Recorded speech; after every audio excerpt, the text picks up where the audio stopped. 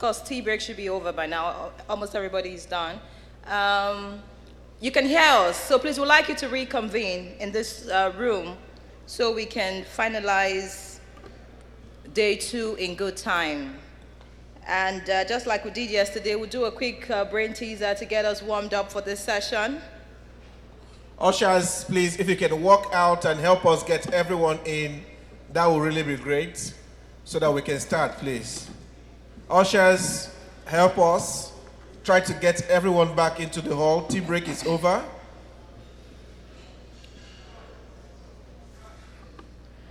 All right, so maybe I'll just ask this quickly. Ushers, by the way, try to make people sit in front. Those who would come later can sit behind, so the place can be a bit organized, please. Our speakers are ready. All our panelists for the panel sessions are also ready. All right, so the organizers have a package for those who would get this brain teasers right. I can see Ishak is smiling at me. Your session is coming shortly, so of course you'll be speaking with us. But I just want to ask this quickly for anyone who has the answers. Like always, I don't have the answers to some of these questions, but we have to just do this to warm up a bit. So I'm going to ask. I'm something you can find me in minute, once. You can find me in moment, twice, but you can't find me in 1,000 years. What could I possibly be? Let's get the mic, please. Oh, I can see somebody raising his hand far behind. Could you please step forward and tell us what I could be? You can find me once in a minute, twice in a moment, but never in 1,000 years. What could I possibly be? Am I hearing some random answers, rather? Yes. Good afternoon. My name is Ibrahim. The answer is letter M. Fantastic. Please, a round of applause for him. Thank you. That's so correct. So correct. Okay, so I don't think anyone will get this.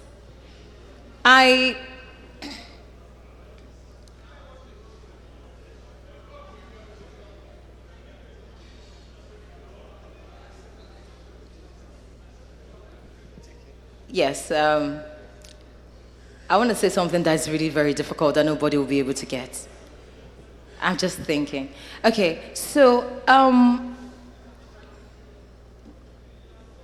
found in the middle of water.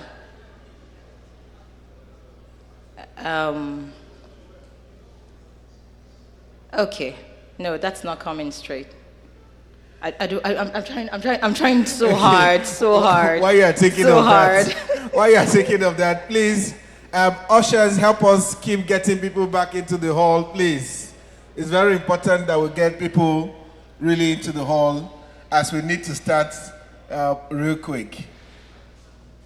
While she's thinking of that next teaser, we also want to, there's something that I like to do at events. Sometimes you come to these programs and you don't get to take a photo at all, and you leave without even realizing that you didn't because of how the event is going. So, quickly, if you indulge me, let's take a selfie together. So, bring out your phones, take a selfie with the person seated close to you. It could be a memory that you were here at Afnis 2025. So, quickly, if we can do that, everyone, take out your phone, the person close to you, take a quick selfie with them. It will be a reminder that you were there, you were here with them. So you can move your seat if you have to. Just take that quick selfie. 2 of you together, 3 of you together. If you're not bringing out your phones, you're wrong. Oh yeah, let's do it. Let's do it. Take a selfie with the person seated close to you real quick. So you can post it and tag them on social media. Tag Afnis and also the hashtag Afnis25. Let's go for the next couple of minutes. If you're not moving, you're wrong. If you're not moving, you're wrong. Do it. I see our VIPs are already doing in front. That's fantastic. I love that. Keep memories. They're very important. Yes. Don't take a loan. Take with somebody. Don't take a loan. take the selfie with somebody. So don't take alone. That's the rule number one. Don't take alone. If you're not moving, you're wrong. All right, so I have figured out what I was trying to say. I'm found in the middle of water, but not in an island. Yeah, so that's it. Found in the middle of water, but you can't find me in an island. Okay, so that's the hard one now. Very difficult, yes. Who can answer that for us? You can find me in the middle of water, but not in an island. I'll give two quickly, so anyone with the answers. And the other one is, I cross borders without a passport. I fear progress without moving an inch. What could I possibly be? Ushers, please help us get the room organized while we do this. Everyone in the eating area should please come into the room now.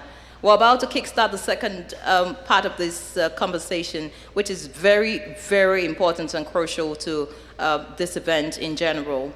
In a short while, we'll be rounding off, and like we already mentioned initially, the dinner is coming after this closing at ceremony. 7 p.m. Yes, it's at 7 p.m. Yeah, at 7 p.m. we'll be having the dinner, so we expect you to stay with us all through. You'll be properly taken care of, you know, like they say. The ladies will love to say, I want to be taken care of. So we're going to take care of both the men and the women, of course. And there'll be much entertainment. It's going to be an evening to remember. So we want you to remain with us. So are we ready now to kickstart? So can somebody tell me, you can find me in the middle of water, but you cannot find me in an island. What could I possibly be? You want to answer the question? Fantastic. Olayinka Makinde, representing the Nigeria Geological Survey Agency, a letter T or a droplet. Fantastic. That's the answer. Letter T. Please, a round of applause for Found her. in the middle of water, but not in an island. You want to answer the next last question? one is, I cross borders without a passport. I fear progress without moving an inch. What could I possibly be? I cross borders without a passport. I fear progress without moving an inch. What could I possibly be? Someone is trying to say something? Internet? Nah. But yeah, internet quite, works. I mean, it crosses borders without a passport. All right, so while we're trying to figure the answer to that one, I think we'll kickstart this session just so we can get moving as fast as possible. Some speakers who were already mentioned before we went for the light refreshment are ready now to make their presentations. And so we'll just kickstart with those presentations. By the way, I would like Damiete Amakri, Managing Director of Geoscan Technology, to get ready. You'll make a presentation shortly. By the way, these presentations will be as brief as possible, just so we can round off in good time. So we apologize to the speakers. Disregard the time initially allotted to you. We need to round off as fast as possible. So I also want Ishak Balariwa, the CEO of Amfani Limited, to also get ready. In a brief moment, it will be time for him to make his presentation. But for now, we need to invite ushers. Please help us get the room organized. Yes. Everyone seated, please. We see people standing behind. Ladies and gentlemen, please, we would like you to kindly have your seats. Ushers, help us get people to have their seats. We see at the entrance there's quite a lot of people standing. Please kindly have your seats so that we don't make the hall too rowdy, so we can start. All right. Now, our next speaker, or rather the first speaker for this session, is a pioneer when it comes to using blockchain and tokenization for mining finance. What's the vision? The vision is to democratize gold and silver investments across Africa. This speaker is bold, is brilliant, and blockchain ready.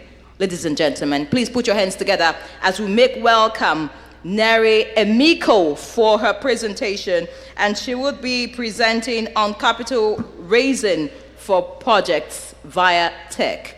If Neri Emiko is here, would like her to please step forward quickly. Please, let's celebrate her. Please, let's clap. If you're clapping well, let's clap for her. She makes her way up. We need to clap one more time. You know, I'm biased when it comes to women. I apologize. But please, let's celebrate this woman as she comes forward. Thank you very much, Neri Emiko. After which, we would have Ishak Bolariwa make his presentation. Thank you. The presentation is not quite what you said. Oh, really? But that's what is on the agenda. No, don't worry about it. Is it going to be, do they have Have the... you given them? I did. I'll just make sure.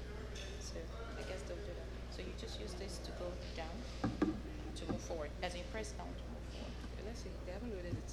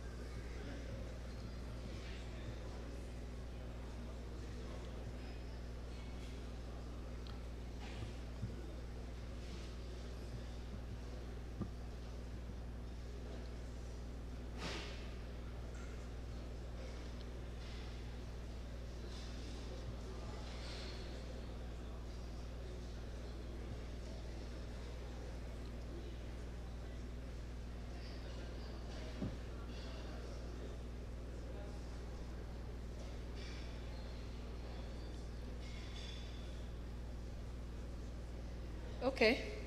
Incidentally, what I was meant to speak about is technology and financing, and the technology has failed. So I will just speak because I know we're also pressed for time. But if I can have my phone back, it would be helpful. I have some notes. Let me just speak. So the way I decided to do this brief presentation was to speak about how technology is needed to unlock financing in the sector. And I'm zeroing in on gold, like technology and innovation. So the first part was just trying to, should I say, make a case for what the issues are and why we need technology. And the first part I said, let's look at gold. What are the drivers for gold? We know the drivers for gold: demand, jewelry, as a financial instrument, technology. So yeah, so gold has its demand and its drivers. So however, the next question, who's funding gold exploration? Gold exploration is mostly being funded by Canada in the world. The Canadians are number one for exploration of gold. The Australians are number two. Now in Africa, Africa only attracts about 10% of world exploration funding. And most of that 10% goes towards exploring for gold and copper. Despite this, I think most of the exploration funding goes to Canada. So it makes sense. Canada is the major funding country, and they fund exploration in Canada. Anyway, when you look at, I'm talking through the slides. You see the slides, you can see all the countries, and literally, Africa is the second to last, just before the Pacific, of where the exploration funding goes to, about 10%. Now, despite all this, what's very interesting about the stats is that, despite all this, for the last 20 years, Africa has outpaced all regions in the world in discovery for gold. Right now, West Africa is the leading region for gold discoveries. They've discovered about 95 million ounces of gold. I think the next one is Canada. I think a little bit over 60 million. Then Australia. So what's the point here? Africa has the minerals, and the stats are showing that even when they're not spending money in Africa, they're finding more gold in Africa than in other regions. And as I said, this has been going on for 20 years. So the data is there, and yet despite the data, those who fund exploration are not going to increase exploration in Africa. Why does this matter? This matters because you need to have the discoveries. Then, until there's exploration, there's no mining. Until there's exploration, you're not going to get the funds that you need to go into mining. Now, the majors are the ones who are doing the exploration more than the junior miners. However, the African DFIs, like the Afrexins, the AFCs, they'll fund mining, but they won't fund exploration. So, really trying to show that there's two gaps for us in Africa. There's a gap of exploration for funding, and then there's the gap for the value chain. There's a gap for the value chain, and how do we unlock the value chain and get funding there? So exploration, funding, it makes sense, what we've said, and I think this is where Geoscan comes in. They spoke yesterday. I'm just tying in the whole chain for you in the story. Now, we are going to talk about the other part of the value chain, which is unlocking financing for, we'll say this now, this is trade, market development, and it brings us to SANU and gold, the same example we're speaking on. So gold is a commodity that Africa has been very interested in for many reasons. The banks, the central banks, everyone, inflation. So this discovery for us, really, I shouldn't say discovery, piloting gold and this market development, this innovation, it started in Kano. We've always believed that Kano could be the Dubai of Africa. And the more we looked at Kano, the more we realized that people used to buy gold. They don't buy gold as much as gold got more expensive, but they want gold. Especially the women, they were willing to buy gold if they could buy half a gram, put money together. So I have talked through all these slides. And where are we? So eventually, how do we unlock the mineral potential for Africa? We talked about this, technology, de-risking the mineral exploration, enabling value chain solutions, facilitating markets, more efficient trade systems, building trust and confidence. This is what it takes for things to be financed.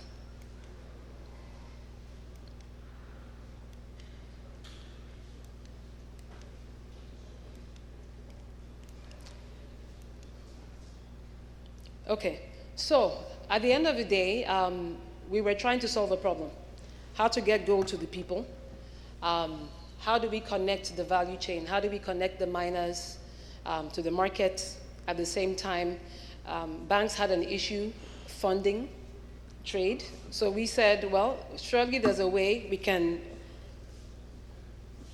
put the whole ecosystem together and solve this. So at the end of the day, SANU was born in 2020. In 2020, it was a blockchain solution. It did many things. SANU was ahead of its time. But at that time, the central bank changed its policy on blockchain, and many things changed. So eventually, we released a simpler version of SANU to the public in 2022. And pretty much what we're trying to do was just solve a lot of problems that would unlock financing and build confidence, provenance and ownership, expand the regional gold market. All this needed technology. So what is SANU? So SANU pretty much is a way, I don't want to use crypto speak because it's not a cryptocurrency. SANU allows you buy gold or silver in micro fractions. You can buy 100 naira worth of gold. You can buy 100 naira worth of silver. When you have up to 1 gram, if you want it, you could pick it up and you request for pickup at banks in Lagos, Kano, and Abuja, soon expanding to other regions. So this is a concept of SANU.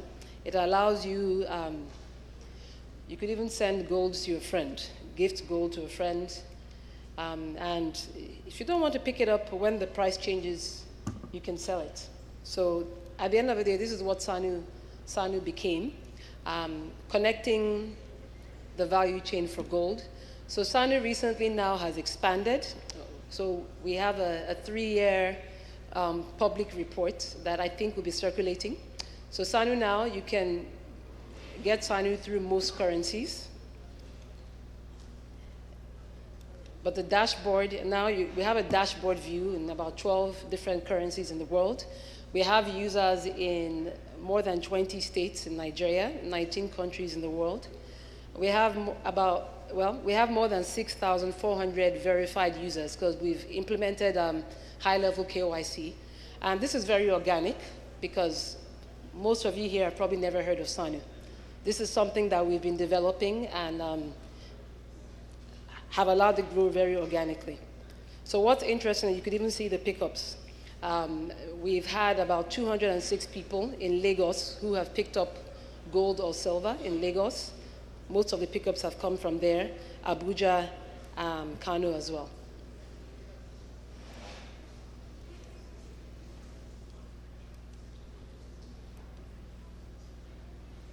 So yeah, this is what we're doing, and this is what has really helped to unlock a lot of financing with partnerships for banks, investments. It really just took technology. So I am done. I only had 5 minutes, but I think I did 10. The reports are going around. Thank you.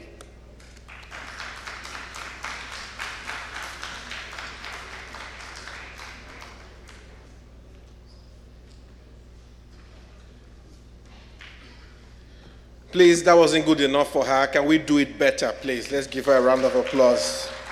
Nere, thank you so much for that presentation. Technology sometimes can be an issue. We try to manage it to the best of our ability. All right, we'll move quickly to the next session, and this will talk about the interoperability and interconnectivity of natural resources for Africa's growth.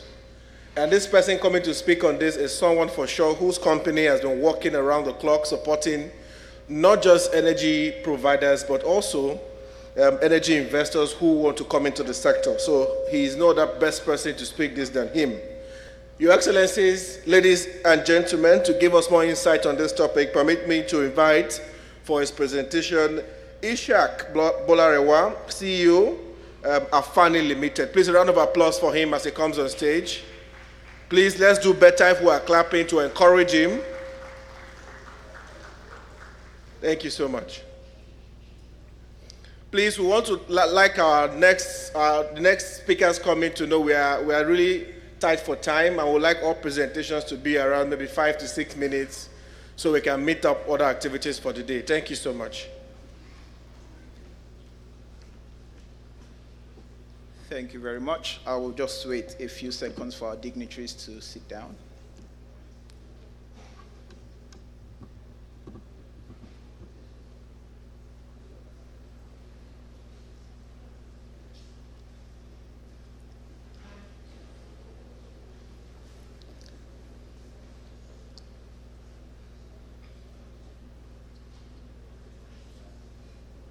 Okay. The Honorable Minister of Solid Minerals Development, Dr. Henry Oladele Aleke, distinguished guests, ladies and gentlemen, dignitaries and representatives from within Nigeria, within Africa, and all across the globe, permit me to stand on the existing protocols. The protocols never shake, so please pardon me, let us stand on the existing protocols, please. This topic is very interesting to me, and the interesting thing about natural resources, when we talk about natural resources, the obvious thing is that it's natural. So if you're a religious person, like I tend to think that I am, natural resources for me means it comes from one source, which is God. If you're not religious, but you're a little bit spiritual, you say natural resources comes from the universe. If you're agnostic, for example, you would say natural resources comes from the earth, maybe. If you're an atheist, you might say that natural resources comes from maybe the Big Bang. But wherever it is that it comes from, most, if not all of us here, we believe that it comes from one source. Now, by virtue of this coming from one source, it means that interoperability and interconnectivity are woven into the nature of natural resources. My name is Isiaq Bolariwa. I'm the CEO of Amfani. And I must say it's a pleasure to be here. We were just at the ministerial roundtable earlier, and there was an energy in the room. Dr. Alaki, I want to thank you really, to be very honest. There was an energy in the room that Africa is changing. And I believe everybody here, we are ready to make things happen, truly, truly. Now, I'm standing in a room with Africans that believe that our natural resources should not just sit under the earth. I'm standing in a room with people that believe that our natural resources should not just shine on us. I'm standing in a room with Africans that believe that our natural resources must actually uplift our communities, must empower our MSMEs, and ensure that there's growth across the board. A few weeks ago, I was at the Afrexim Bank's annual general meeting, and the legend that is Alhaji Aliko Dangote, he had a quote. He said, "When we insist on Africa's natural resources being refined in continent, there's going to be a rush." And what stood out to me in everything that he said was the word insist. Now, when you insist on something, you're choosing a legacy. When you insist, you're refusing to let our value chain stop at the port. When you insist, you're designing an ecosystem where mining, energy, industry, and finance actually work together, not just in policy, but in principle. So my friends here at Afnis today, one word I want us to take away is insist. The second word I want us to take away today is balance. And why this word came to my mind was, interestingly, a few days ago, I was watching the usual business news in the morning, and Mr. Bashir Ojulari, the group CEO of NNPC, he was asked about Africa's natural resources. And of course, you would think his bias would be in oil and gas. But he quoted and said, balance has to come from our natural resources. So there's insist and there's balance. My friends at Afnis today, please let's insist and balance on our natural resources. Now, I mentioned names such as Aliko Dangote and Mr. Ojulari not because of anything, but just simply because they are industry leaders. And they are saying things in very different ways. The honorable ministers yesterday, Mr. Dele Alake and Minister Adebayo Adelabu, they said the same thing in very different ways. We need to ensure that we're not just taking away our minerals, we're actually doing things with them. Now, at Amfani, we do renewable energy financing, that's what we do. But most of my career has been in oil and gas. And I say that to say this. We celebrate extraction milestones a lot. You know, first oil, all that fancy good stuff. We are in situations and communities where trucks come and go, but value does not stay. Whether you're shipping in the crude, or you're shipping out the crude, or you're shipping out the lithium, whatever it is you're shipping out, value does not remain. How do we ensure that value remains, people? Balance means designing linkages. Whether it's from the wellhead to the local factory, whether it's from the mines to the grids, or from the local workshops that turns minerals into finished goods. So a few days ago, this is where I was super, super excited to visit the Asban Wisdom lithium plant. It's an example of trucks coming and going, but value remaining, which is where we need to go. And we need to commend the ministry on making things like this to happen. I am aware that this is a technical part of the summit. I don't want to sound too much like a philosopher. So if you are doing all the talk, where's the practice? There are three things I want to talk about: the upstream, the midstream, and the downstream. Now, the upstream is mobilizing the right kind of capital. I promise I'm speaking to the choir here. The minister mentioned this yesterday about blended capital. Professor Oroma mentioned it today about blended capital. We need the right types of capital for our industries, please. There was something that the minister said yesterday that stuck to me, and he said, our energy transition must not come at a cost of industrialization. So whether you're doing oil and gas, or you're doing minerals, or you're doing renewables, whatever it is we're doing, let there be a consolidated effort across board. If the upstream is capital, the midstream is partnerships. And there's no better example of partnerships than this room today. We have the minister's colleagues from across Africa, but that's not all we have. We also have different people from oil and gas, we have people from mining, we have people from renewables, we have people from finance. That in itself is partnerships. So if the upstream is finance, The midstream is partnerships. The downstream has to be communities. Nothing happens without the communities. Whether it's my experiences in renewables or my experiences in oil and gas, communities make or break whatever it is we're looking to do. When I saw that they launched the Nigerian Indigenous Women in Mining solution, I was quite fascinated by that because it doesn't get more community than the people on ground. At Amfani, we see this every day. What we do is that we broker financing for renewables, but by the time we are doing that, we're engaging closely with everybody.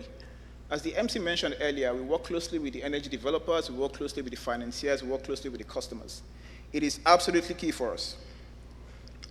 And if you are calling this session interoperability and interconnectivity, there's no better interoperability at work when an energy solution is linked to productive use, when finance is tailored to local realities, and the community grows on its own. My friends, I talked about insist and balance. How do we insist? Permit me to mention again another 3 things. The first way we can insist is have policies that reward interconnectedness. Policies that encourage joint ventures between mining, power, and local manufacturing. Not ones that only reward the export of raw materials. It is fair to say that Africa, we've gone past that. Do we agree? No, you don't agree. Do we agree? Thank you. Secondly, we need financing tools that match the ambition. Blended capital, catalytic financing are very important and key to what we do. Third, as I mentioned earlier, in terms of how do we insist, is also in the communities. That's why I was quite excited to see Alhaji Abdul Malik from NCDMB here yesterday. There's no better representative of communities than the NCDMB. I don't have much time. I could literally speak about this for hours, and I don't want to get kicked off the stage. So my friends, the big idea is simple, but the work is hard. We know that our natural resources come from one source. The ground beneath us, the sun above us, the winds that blow our continent. But it is what we do with that gift, how we connect it, how we balance it, and how we share it, that will determine whether we all have the right here today to write Africa's next chapter. As this summit has shown, we've been able to gather, to connect ideas and sectors. We proved that we can build that balance together. So last couple of sentences, people. Let's make sure that the next time we talk about Africa's natural resources, we're not just counting barrels or tons. We're measuring the communities empowered, the industry grown, the partnerships forged, and the prosperity we keep within our borders. Thank you, and let's keep building the bridges that turn our one source into shared strength. Thank you very much. Thank you. Thank you very much, Ishak Bolariwa, for that very brilliant presentation. We do sincerely appreciate you. That's Afani Limited, is a Nigerian company. Please, another round of applause for him. And while that presentation was going on, we had join us the chief host of this event.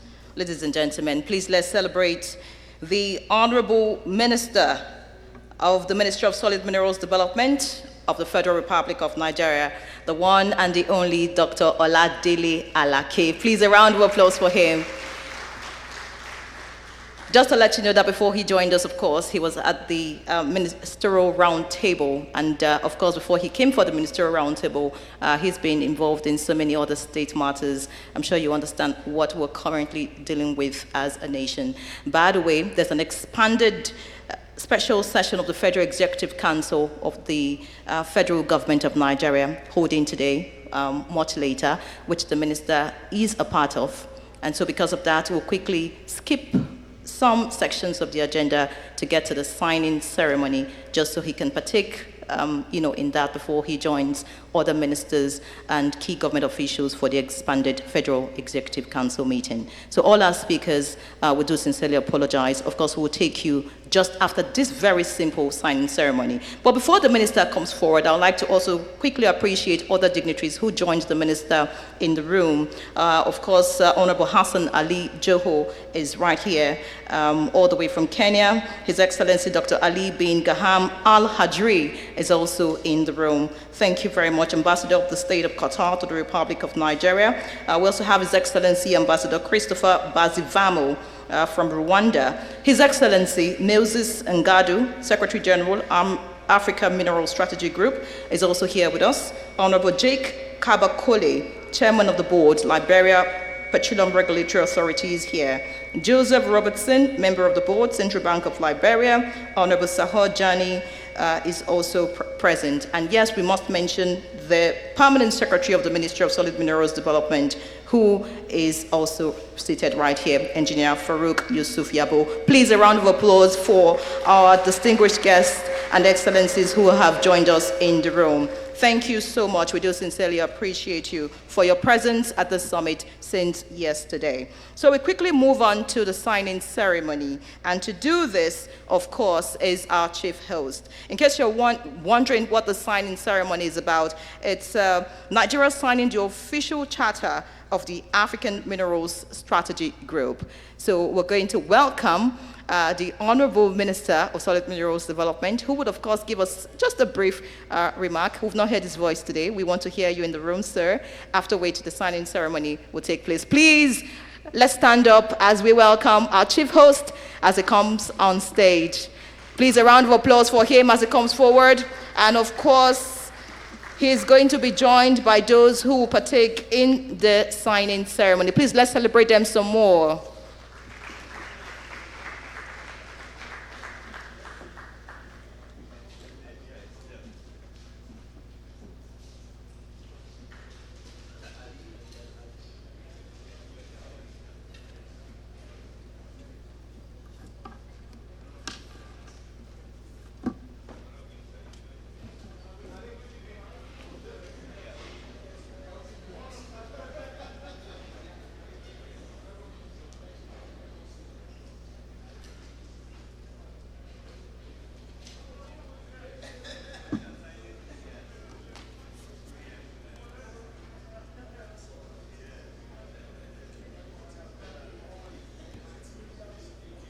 So as already mentioned, the signing is between the Honorable Minister of Solid Minerals Development and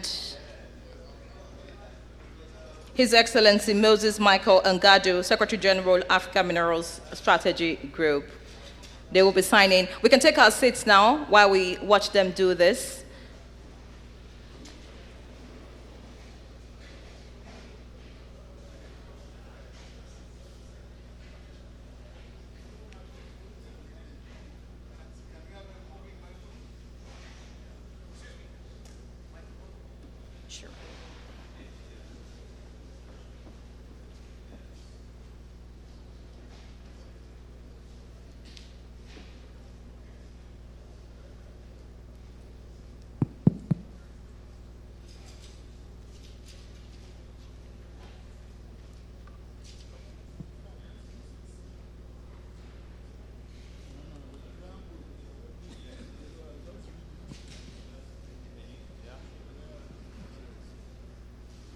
Your Excellencies, distinguished ladies and gentlemen,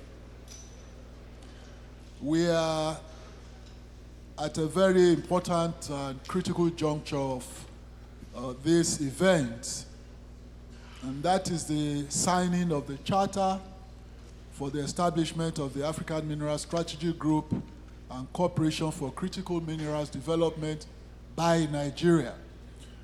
Now, just in a nutshell, we have all, as member states, signed the resolution setting up the MSG. But of course, to give it each country's judicial backing is why the charter had been devised, and each country is also signing the charter. So it is quite fortuitous for us in Nigeria that our own signing ceremony coincides with the Afnis 2025. Now, before it gets to this stage in each country, it's got to go through the country's judicial system. And in Nigeria, ours have gone through presidential approval, gone through the Nigerian judicial system, and we have an officer of the Ministry of Justice here to oversee this. So it has gone through the process in Nigeria, and it's just the signing ceremony that we are going to do, which is the icing on the cake. And this normally should be done by our president, but because of the exigencies at the moment, so I'm signing on behalf of Nigeria as approved by the president. And so the preamble says, we, the undersigned representatives of multiple African nations, recognizing the strategic importance of critical minerals for economic development, technology advancement, and national security, hereby establish the Africa Mineral Strategy Group, AMSG. The aim is to foster collaboration among African nations and work closely with strategic partners to harness the potential of critical minerals for mutual benefit.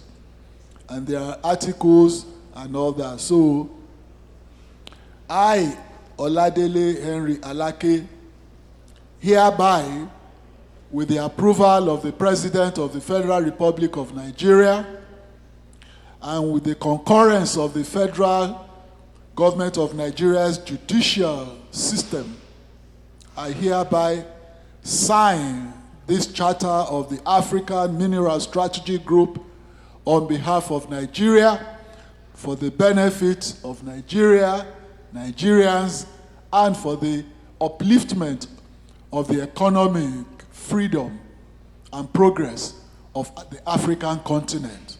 Thank you.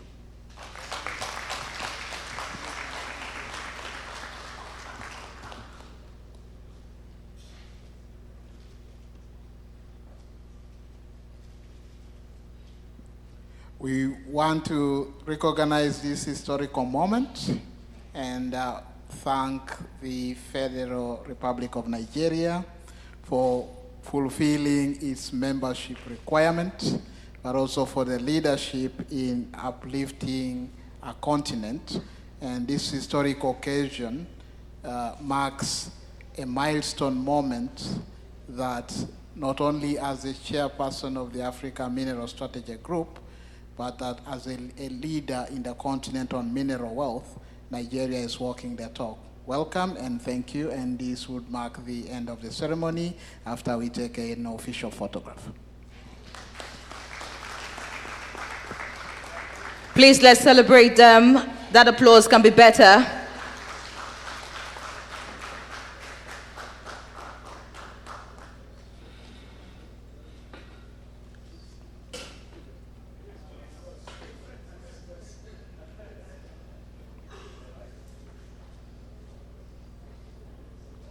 So that's a quick photograph session there. You can see that the Minister of Solid Minerals Development and His Excellency Michael Ngadu have been supported by other key dignitaries here. It's a very, very significant event that has just taken place, the signing. It affects you, it affects me as a Nigerian, it affects you as an African. And of course, it is indeed going to change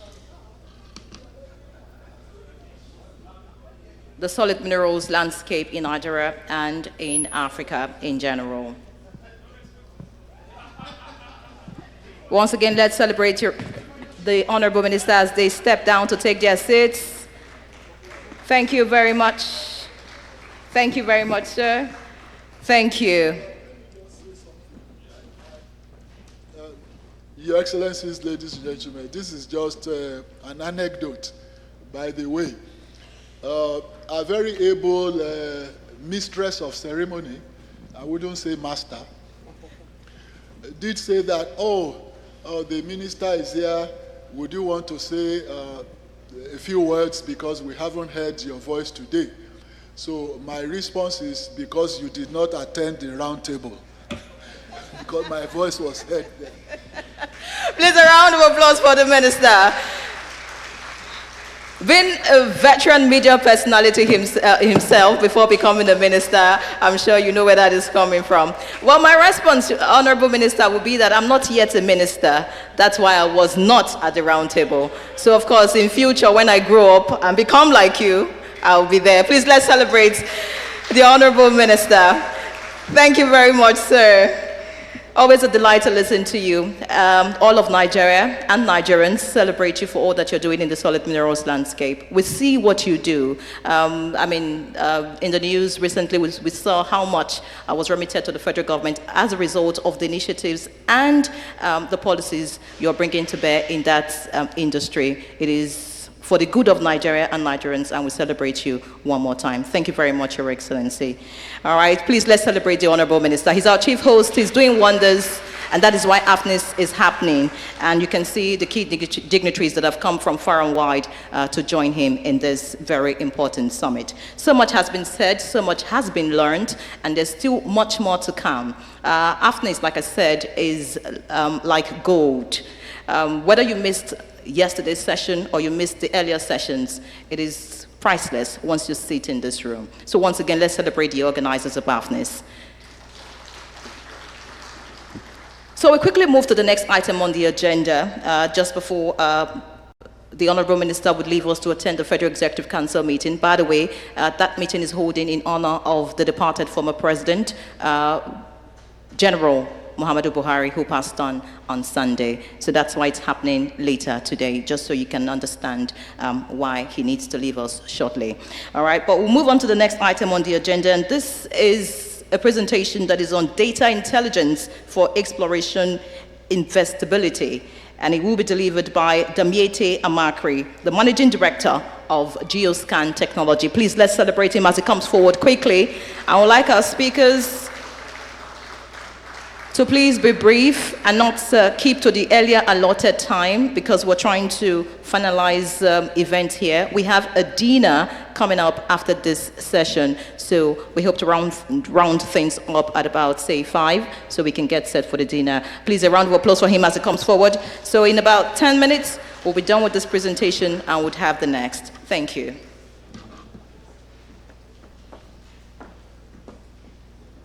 Honorable Minister, visiting dignitaries, ladies and gentlemen, permit me to stand on existing protocol. My name is Damiete Amakri, and I'm the Managing Director of Geoscan Technology. There's an old African saying, one of my favorites, and it is, what an elder sees sitting down, a child cannot see from the top of a tree.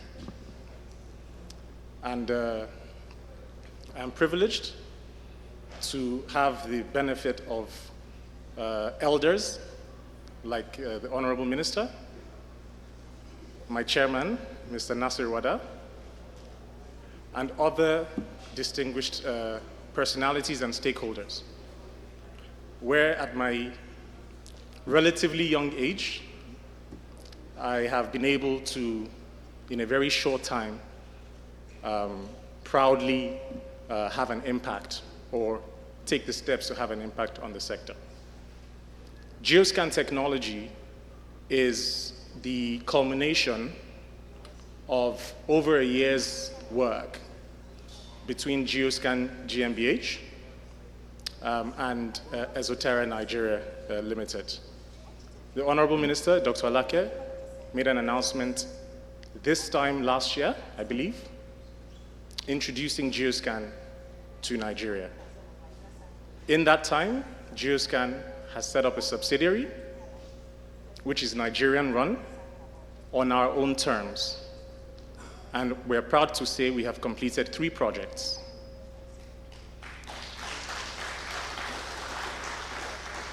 And we have our friends from the Katsina State Mining company here, who are our first partners, we call them, in the country. Now, very briefly, when Geoscan technology was set up, the first thing we did was look at the landscape. And instead of preaching exploration, exploration, exploration, we took a step back and looked at what was happening. And we were very glad to see a very cohesive framework that flowed down from the federal government, down through its agencies, the stakeholders, and even the state governments. And this made our work easy for us. Because from a policy level, it has never been a better time to invest in the solid mineral sector in Nigeria. Organizations or agencies such as SMDF have spearheaded the need for exploration because we need that data. And so Geoscan technology, very humbly, looked at the landscape and said, how can we contribute?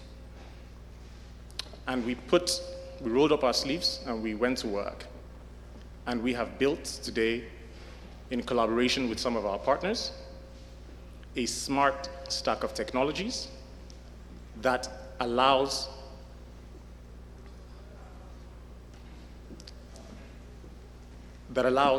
for pre-exploration investibility intelligence.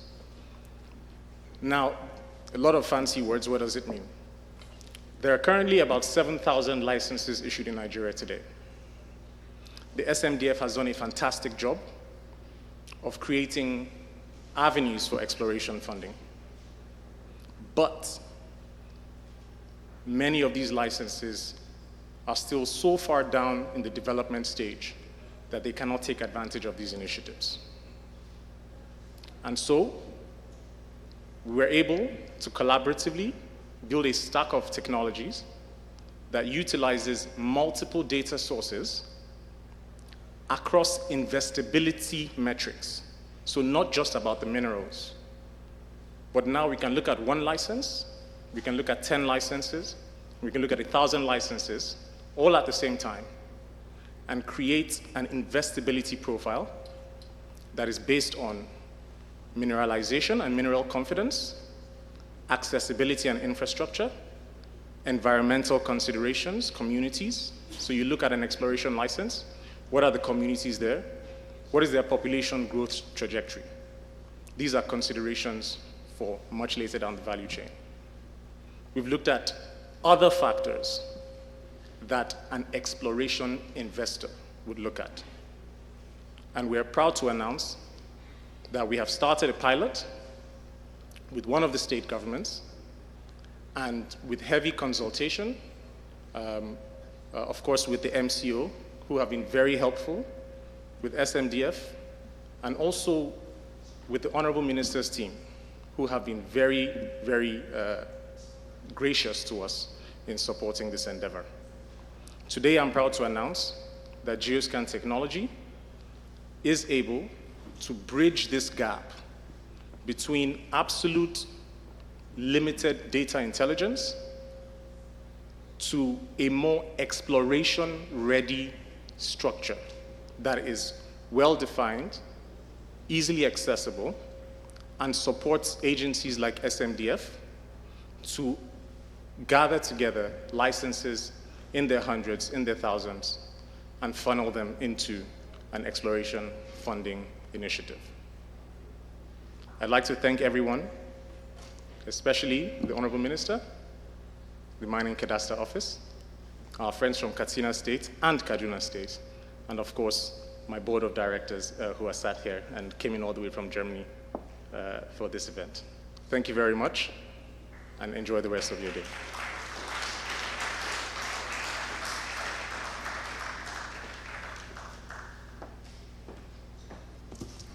Please, we can make it better than that. Please, one more time for him. Geoscan Technology are one of our sponsors, and we indeed appreciate them for contributing to the success of Afnis 2025. We would now like to take a conversation, or a session rather, on community relation and cultural governance. This session will look at strategic community engagement, cultural intelligence in governance, effective communication and conflict resolution, and also building sustainable partnership for social impact, facilitating sustainable resource management on land use. So, in a nutshell, this session will look at, of course, we know how important it is to engage at the community level, either when we go into this community for either mining or other activities, how do we engage? So this is like a master class on community relations and cultural governance. Your Excellencies, ladies and gentlemen, for this session, I would like to invite on stage Madhuri Saka Amuda, Community Development and Stakeholder Manager, Shiglola Resources Operating Limited, to please come forward for this session. Oh, all right, she's here. A round of applause.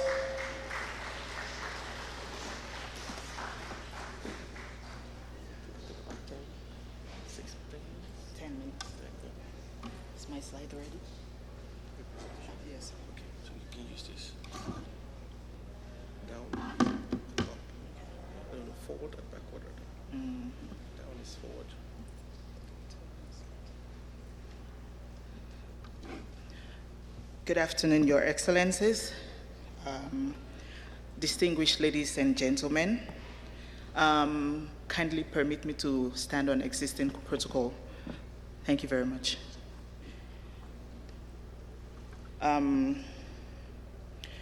We've all heard today about investing and making money.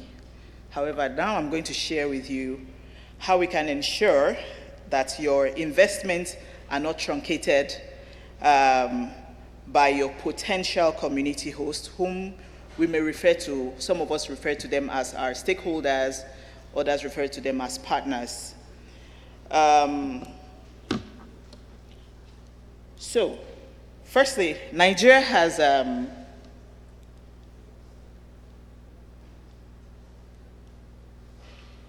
thank you. We're going to be looking at the objective of this masterclass basically is to understand the concept and value of cultural governance in community relations. One, explore Nigeria's dual governance system and its implication to businesses. Analyze how SRL integrated cultural governance in its operations. Learn strategies to build trust, reduce conflict, and enhance ESG alignment. And lastly, apply insights to other sectors and geographic context. Nigeria has 6 geopolitical zones. We have the North Central, Northeast, Northwest, Southeast, South-South, and Southwest, each with its own unique and cultural characteristics. So what may apply in the North may not apply in the South, it may not apply in the Southwest. So the first thing you'll be asking yourself is why community relations matters in mining. Because I've heard a lot of investment today. Maybe just one or two mention of community relations. Why does it matter? You have your direct and economic impact on host communities. When you're mining, you're also looking at long-term project success depends on the trust and cooperation. The mining industry operates in culturally complex environments, and ESG social license to operate inclusively demand inclusive approaches. Now, with these geopolitical zones, we have in Nigeria alone, we have over 371 ethnic groups, which have different cultures, some similar to others.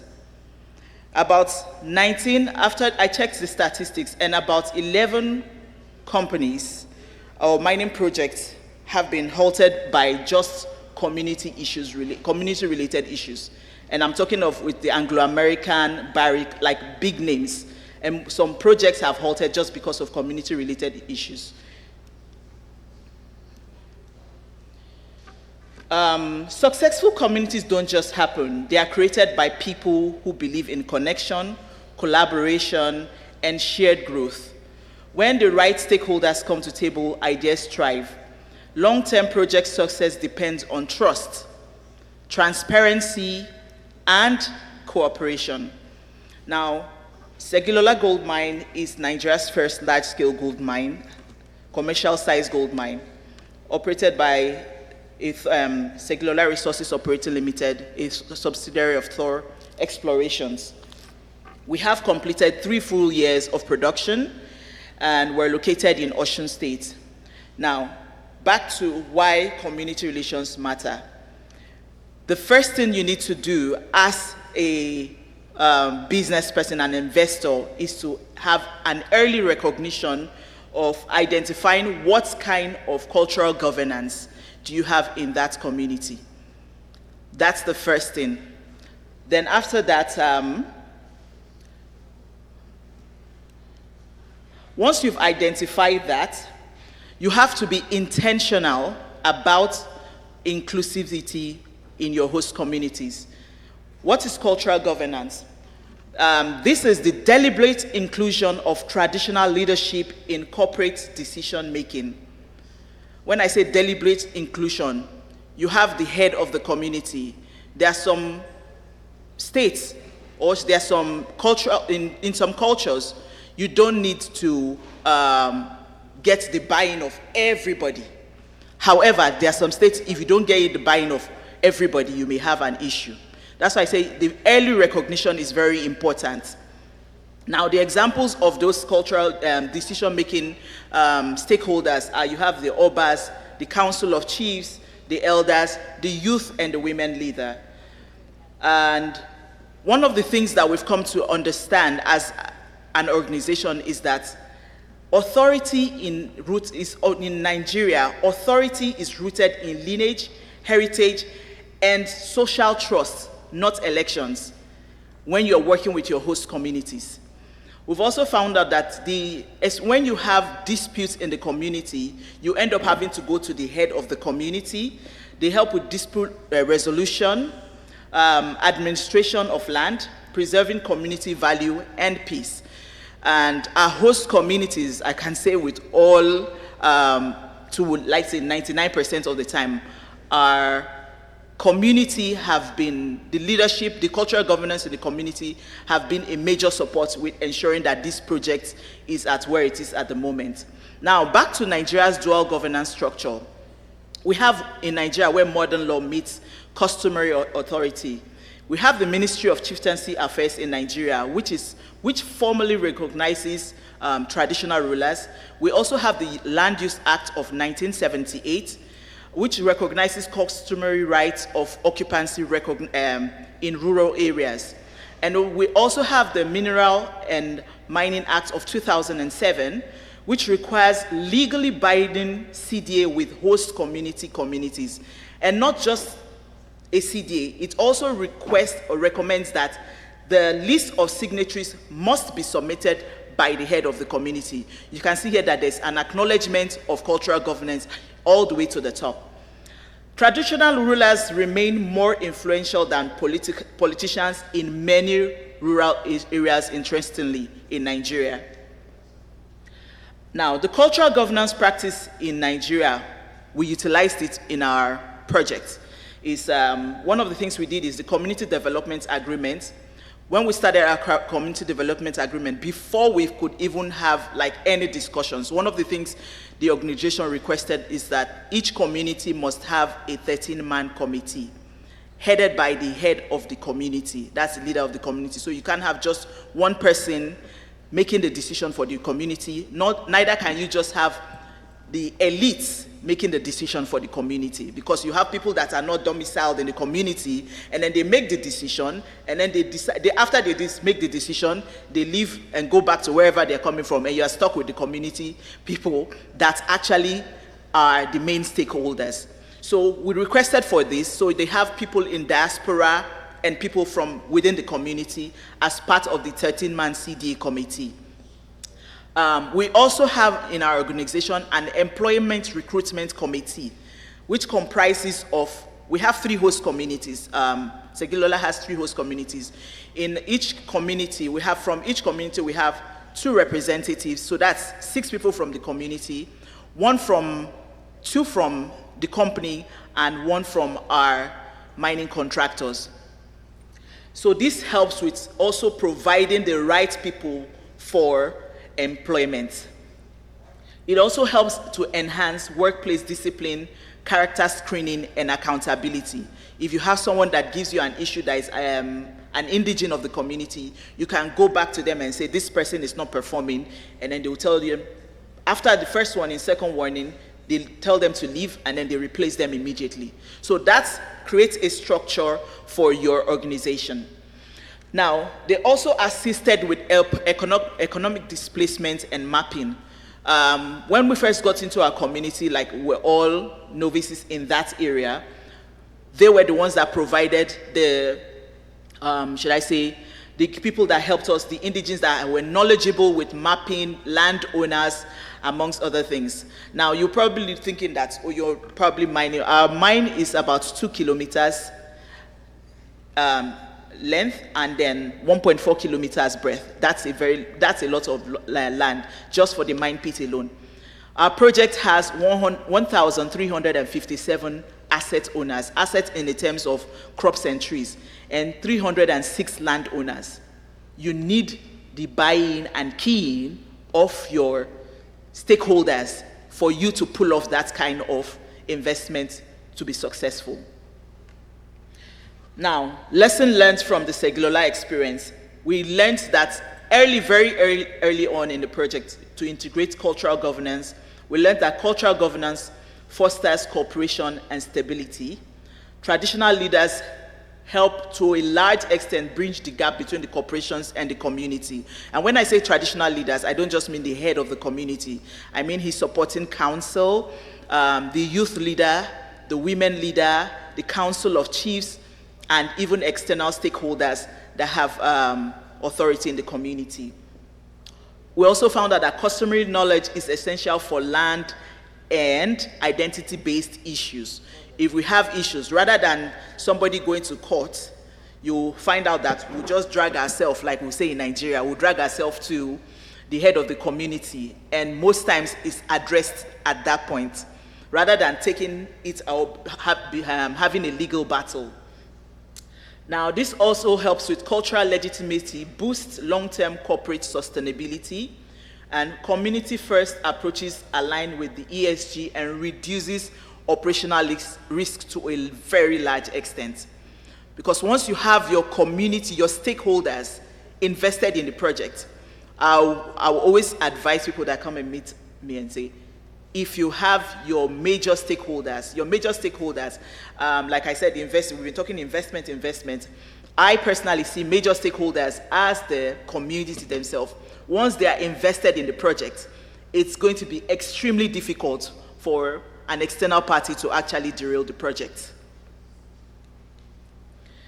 Now, cultural governance in practice, the Segilola example. Sorry, I've seen that already. Now, interestingly enough, it's not just Nigeria that has the cultural, cross-sector cultural governance relevance. We've looked at it, and I found out that indigenous governance in Canada has that also.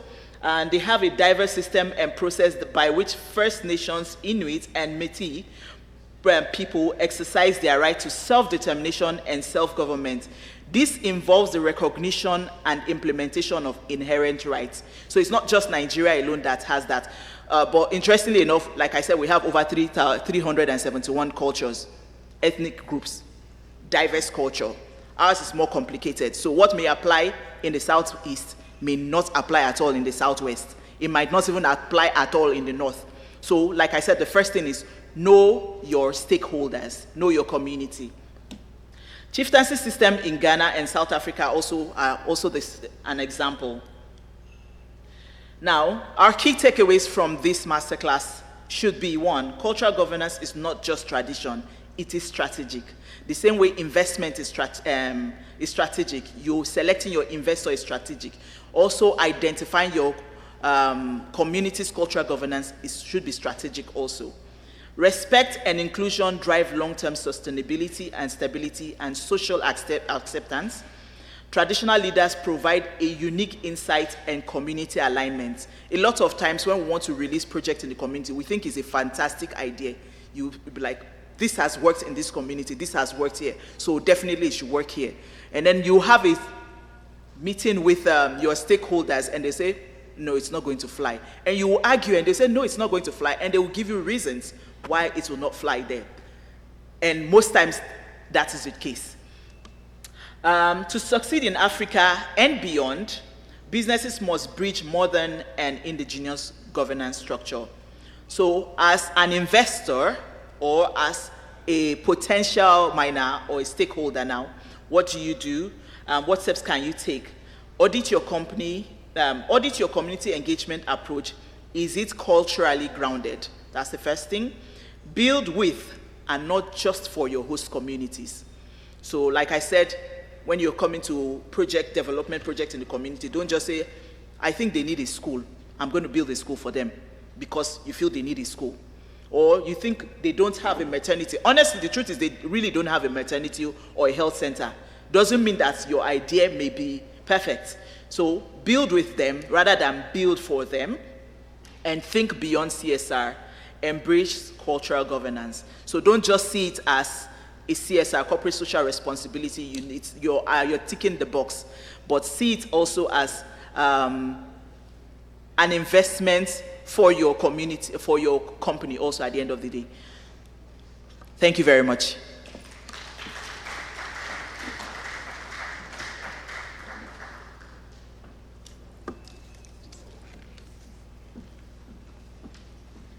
Thank you very much. Please another round of applause for Madhuri Saka Amoda, Community Development and Stakeholder Manager at Segulola Resources Operating Limited. By the way, Segulola Resources is one of our partners, gold partners to be specific. Please another round of applause for them. Just in case all the sessions we've had so far has left your brain buzzing, I'd like you to fasten your seatbelt. We've got more intellectual electricity coming. And I would like all the speakers yet to come to get prepared. I would have you shortly. But please, I'm sure you've looked at the agenda and you think you will be the next to speak. You will speak shortly, but due to certain reasons beyond our control, we need to hear from the Nigeria's watchdog for radiological safety in mining. Nigerian Nuclear Regulatory Authority actually ensures that behind every mining success story, there is safety and compliance in guidelines. It's now time to listen to them. This will be as brief as possible, and then, of course, we'll listen to a professor in the room. Ladies and gentlemen, please put your hands together as we make welcome Engineer Abubakar Baba Bashir, who is the AGM Industrial and Transform Safety at the Radiological Safety Department of the Nigerian Nuclear Regulatory Authority, representing Farouk in Agawa. Please, a round of applause for him as he comes forward. Let's keep clapping. That would put springs on his steps a bit. I'm sure you can understand why he needs to come up now and speak to us briefly before we proceed on the agenda. Thank you so much to all our delegates. We do sincerely appreciate you. And yes, I must keep reminding you that dinner will be served today. What about the slides? The slides are not ready. Sure. When they do, we use that. But please be brief. Thank you, sir. Thank you.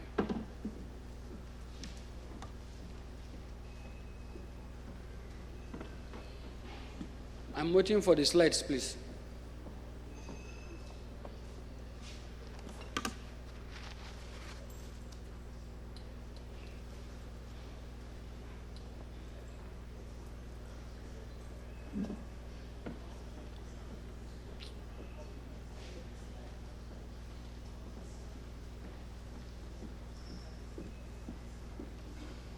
Your slide is corrected, so you can just Where is it?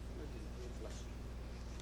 it will waste some time. So it's either you step down or just take something else. Okay, I can use it here on my, but that is not.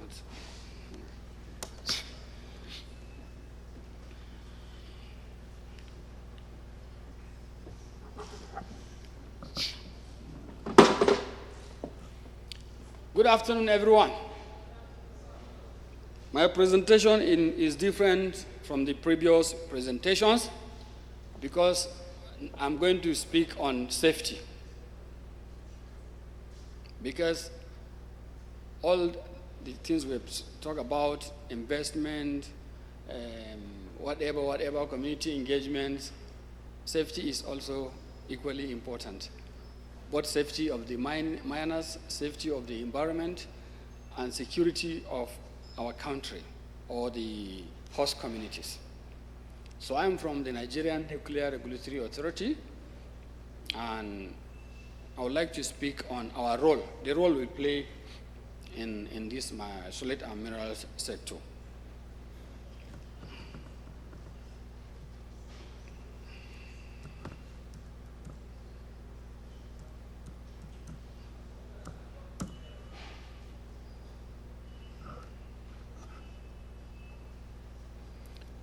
What do you know about nuclear energy, please? I would like this presentation to be brief and interactive. Can anyone tell me, please? Nuclear energy, I know the first thing that comes to people's mind is nuclear bombs and so on and so forth.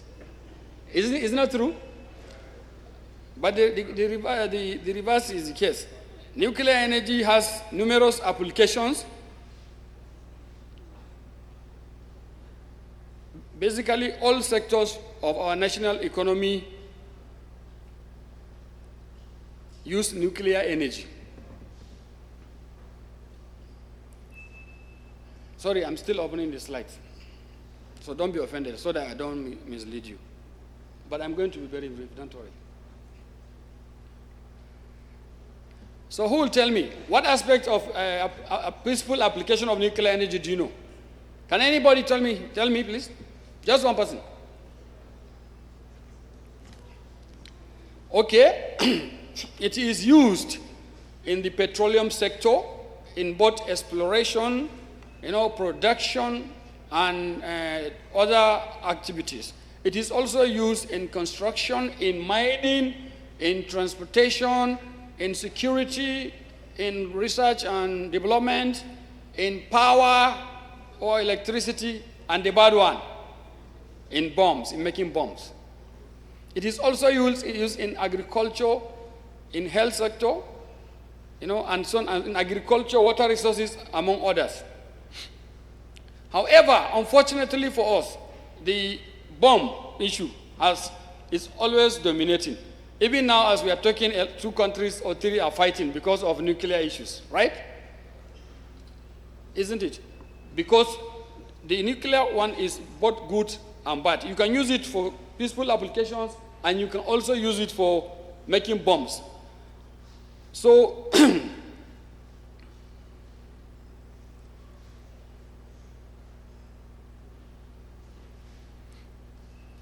so the Nigerian Nuclear Regulatory Authority is not a promoter of nuclear energy. We are a regulator. And why we are here is because mining is one of the sectors we regulate.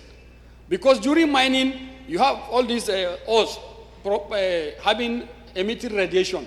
And that radiation is very dangerous if not properly controlled. So that is why we are here.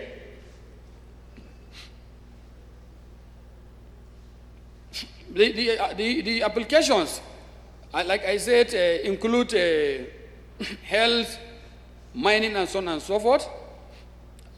What is our concern? Our concern is both safety and security. We want to ensure safety of all workers. Exposure, should be minimized, and it also should be within the allowable levels by our Nigerian Regulatory Authority. And it is an internalized matter. The level of protections are basically all over the same in Nigeria, in Africa, in America, in Rwanda, and so on and so forth. We also have to protect the public. We have to also ensure security of radioactive substances, because while they have beneficial uses, if not properly utilized, they also have security implications. And that is why there is so much hullabaloo all over the world about nuclear materials.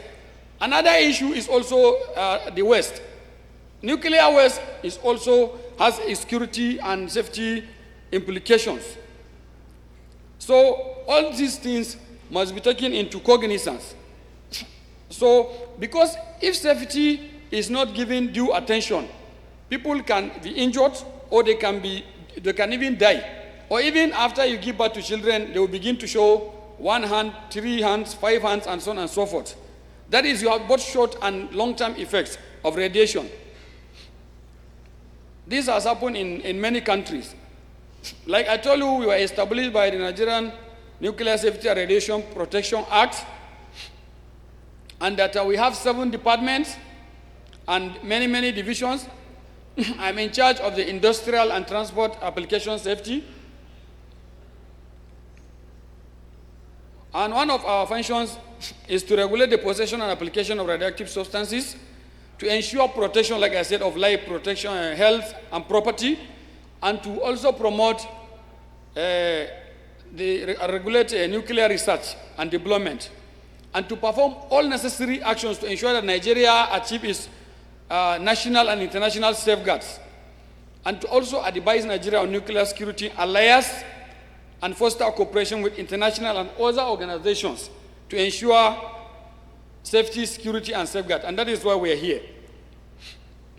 So we have our regulatory framework comprises of the act that establishes us.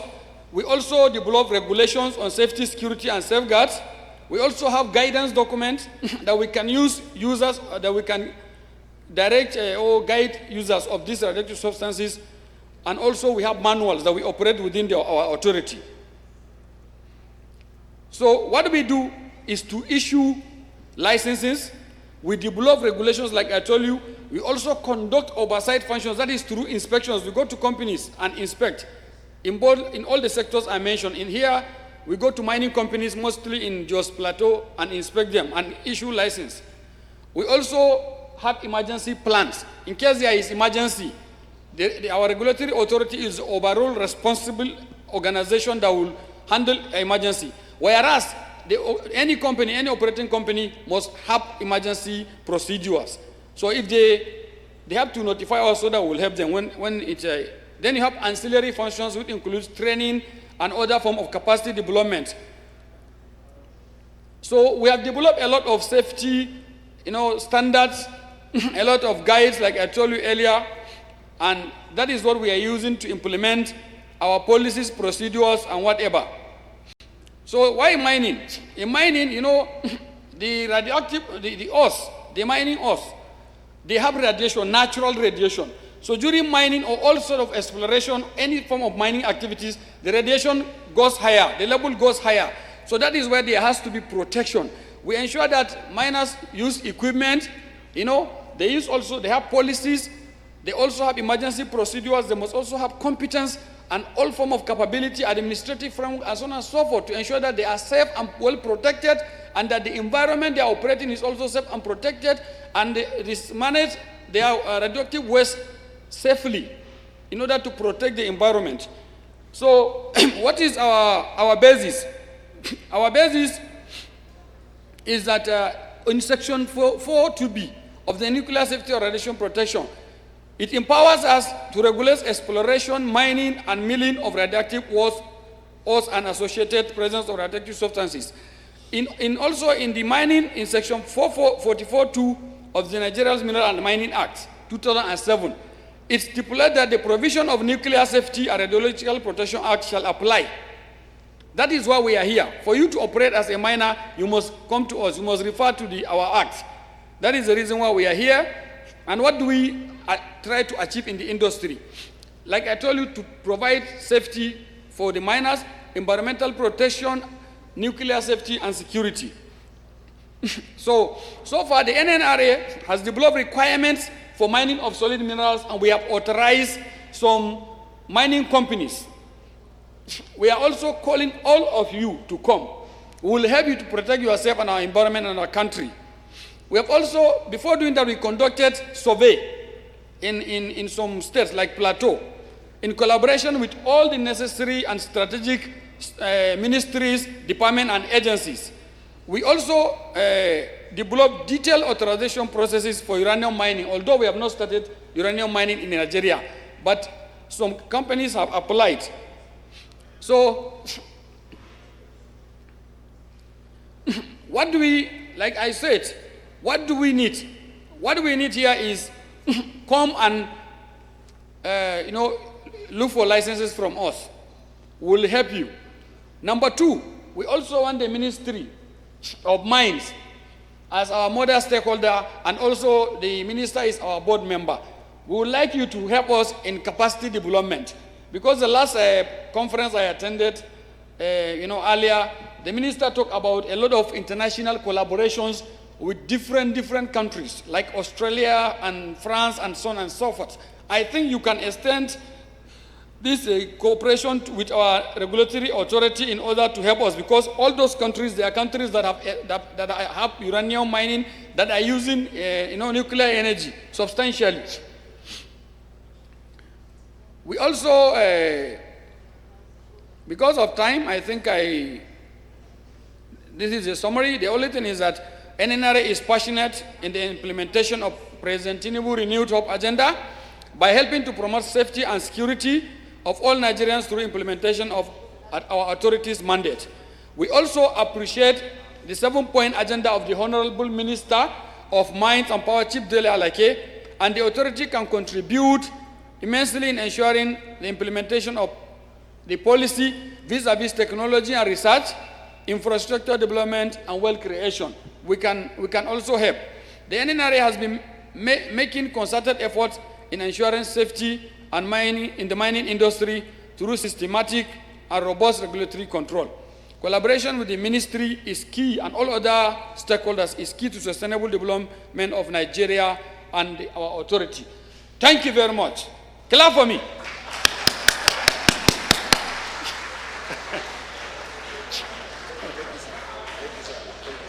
Thank you.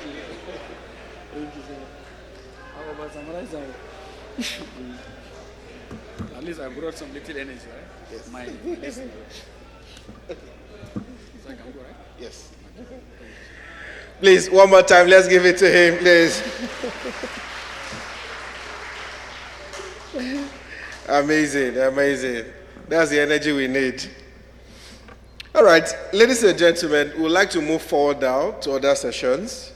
And this time we want to go to a presentation that will take us into learning more about this initiative of the African Union for Mineral Standard and Competency Accreditation in the mining industry. We'll take a look at the African Minerals and Energy Resources Classification and Management System and the Pan-African Resources Reporting Code, just to let us more details into how that is really helping the mining industry. Ladies and gentlemen, for this presentation, I would like to invite quickly to the podium to walk us through for the next 5-6 minutes, Professor Olugbenga Okunlola, President, Geological Society of Africa. Please, ladies and gentlemen, a round of applause for him.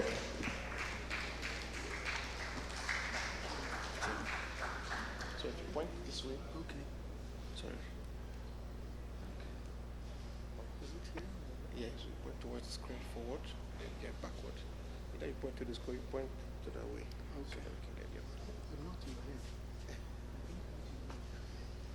Thank you very much. You gave me 5 to 6 minutes. That's an impossible task, but I will try as much as possible because this is also very crucial. So we have all had, even the African Mineral Strategy Group and the Honorable Ministers, one of the major announcements is that the PAC, the Pan-African Resource and Reserve Code, Reporting Code, had been adopted by the African ministers, African presidents, as our own reporting code and reporting standards for Africa. So it's just nice that we have a run-through of what it's all about. It's a 78-page report, and it's virtually almost impossible for me to do that even in 10, 15 minutes, but I will try as much as possible to give a summary why we need the code, why the code was written, and also for who and for the benefit of who. It seems it's not going. Can you help me? Media team, please. Okay, all right. So now, this is the background to everything, even our discussion here today. It's because we have the mineral resources. It's because Africa has the geology, very heterogeneous. Every rock unit from the Achaean, that's the oldest, to the present, is present in Africa that you don't have in many other countries. So the heterogeneity of geology helps us to know that we're going to have a wide gamut of mineral resources. Interestingly, this is also being corroborated with the abundant mineral resources that we have in Africa. Now, getting into the nitty-gritty, Africa is also attracting a lot of exploration budget. This is the share of the exploration budget that comes to Africa since about 2016. It's been like that. So we have a fair share of this exploration budget. But 80% of the exploration budget that comes to Africa goes back outside Africa for obvious reasons. That comes to Africa, goes back to Africa, goes back outside Africa, I mean. So there is a need for a resource management system which had been lacking in Africa. We have heard about Crisco, we have heard about JOC, we have heard about, these are also codes and all that were put together by European countries, Canadian code, the Russian code, and even the Chinese code for the benefit of their area, for the benefit of their regions, for the benefit of their countries. And of course, for us in Africa, many of us who are even professionals, whether you are a professor, whether you are an expert in geology, whether you are an expert in mining engineering, many of us are not regarded as competent by these codes because you cannot sign. You cannot sign those reports. That's why I tell you, before we can take your report, it must be JOC compliant. And it's not just because you cannot write a JOC compliant report, but you cannot sign. And the reason why you cannot sign is that you don't belong to any of the reporting organizations. You are not a fellow of the Geological Society of London. You are not a member of the HOSMI, that's the Australian Institute of Mining and Metallurgy. You are not a member of the European Federation of Geoscientists. You don't belong to the Canadian Mineralogist Association. You are not a registered geologist or professional geologist of Canada or of Europe and all that. And once you're not a member and you are not registrable with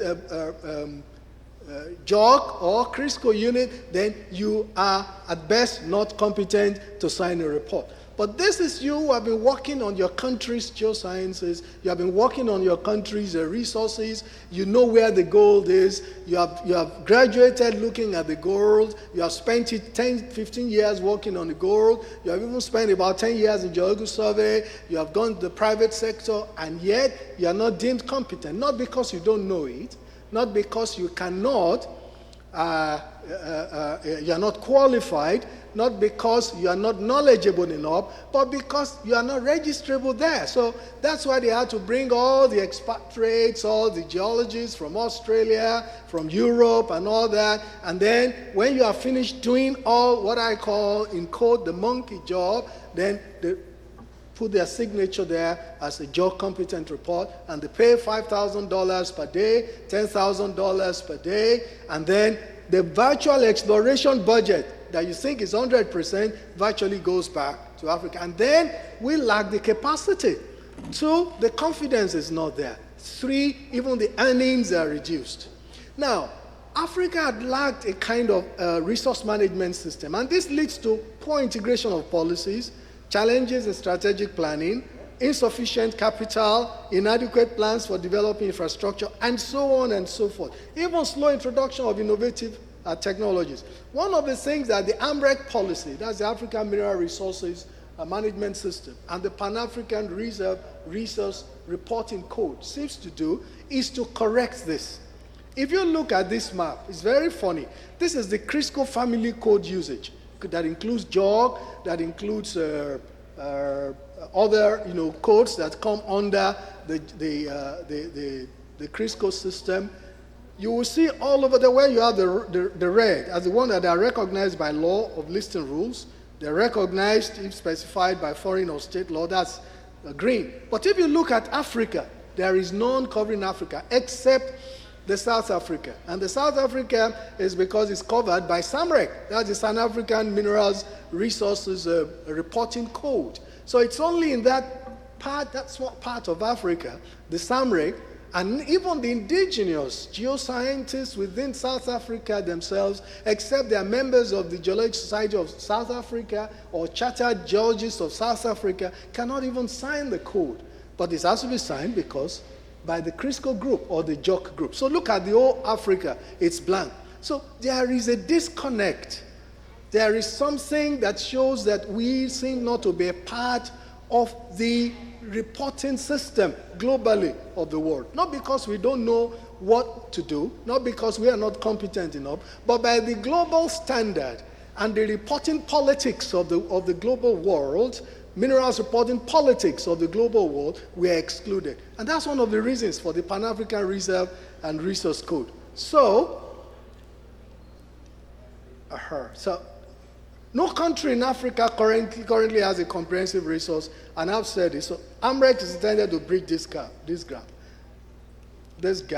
AMREC has integrated all the geosciences, and it's on this basis that AMD organized this deployment workshop, and over the years, since 2023, we've developed this pact that had been accepted also now by the United Nations Economic Commission for Europe as a bridging document of the United Framework for Minerals Classification System. It's now been adopted by the African Union. The documents have been published, and by September, the second week of September this year, the Assessment Committee for Accreditation of Competent Geoscientists in Africa will begin when the Assessment Committee of the Pan-African Reserve and Resource Code is inaugurated by the new commissioner that is coming in. And it's already a document of the African Union. It's already acceptable, even as you can see by the ministers. So there's nothing wrong in belonging to JOC. I'm a fellow of the Geological Society of London. I'm a chartered geoscientist. Many of us may not be, because sometimes it's even very expensive to belong to. Not many of us belong to the Geological Society of South Africa. But you can belong and be registered by COMEG. You can belong and be registered by the Council of Geoscience of Namibia. You can belong and be registered by the Council of Geoscience of Kenya. You can belong and be registered by the Sudan Geoscience Council. These are regulatory bodies. And these regulatory bodies, once you belong to them, and through them, because it's a bottom-up approach, it's not a top-down approach. Once you are a member of this or registrable by these juristic bodies, and then you apply to the Central Assessment Committee, you are recommended by the COMEG or recommended by many of these professional reporting organizations that I've mentioned, and you do one or two or three of the exams or studies or study trainings, not something that is so big. It doesn't have to be a degree or whatever training, just 2 weeks, 3 weeks to have some of the fundamentals, and I'll explain that shortly. Then you can be registrable as a competent person. Then you can sign a report. And one good thing that had come from Africa now is that the African Union, as part of the African Mining Vision, and we could see demonstrated by this great initiative of the Minerals Strategy Group and the African Minerals, you and I, who have worked on deposits, we have graduated, we're geoscientists, we are mining engineers, we are petroleum economists, we are petroleum geoscientists. We can now, after 5 years, with skills and belonging to a professional organization, now also sign a report. The exploration report will remain in Africa. It doesn't lower the integrity of the report. It doesn't lower even the standards. And it's not just meant to promote mediocrity, but it's to promote the fact that African geoscientists not only have had capacity development over the years, but can also do it. So this is the Pan-African Resource and Reporting Code. It's an AMRE base for reporting, and I'm going to run fast through this. Who are the principal stakeholders? Policymakers at national and AU levels, government institutions, industry to provide data and information, financial community to allocate capital, the local community. And Africa is emphasizing this. This is the only code in the world, that takes consideration of the local community participation. One of the major areas of park reporting code is the ESG. In fact, if a particular project is good geologically, and the project is good economically, and it is even profitable, but it fails in the area of ESG, it's going to be marked lower down and may not attract investment. So the Pan-African Resource Code is not lowering standards.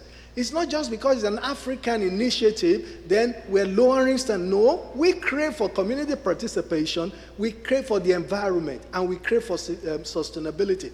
And this is taken care of here. So these are the principles of the code. Good social, environmental, and economic benefits.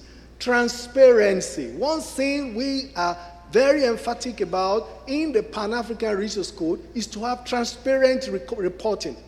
It is a transparent recording that will encourage investors to be able to say, I'm going to put my money here. So one of the things that the code has to permit, your reporting has to pass through, is the reporting. As a matter of fact, if you are a competent person on that park and you report falsely, you are liable to go to jail, because there is an ethics committee, there is a legal committee within the assessment committee, and from your local national juristic body can be subjected to discipline. So transparency is very important.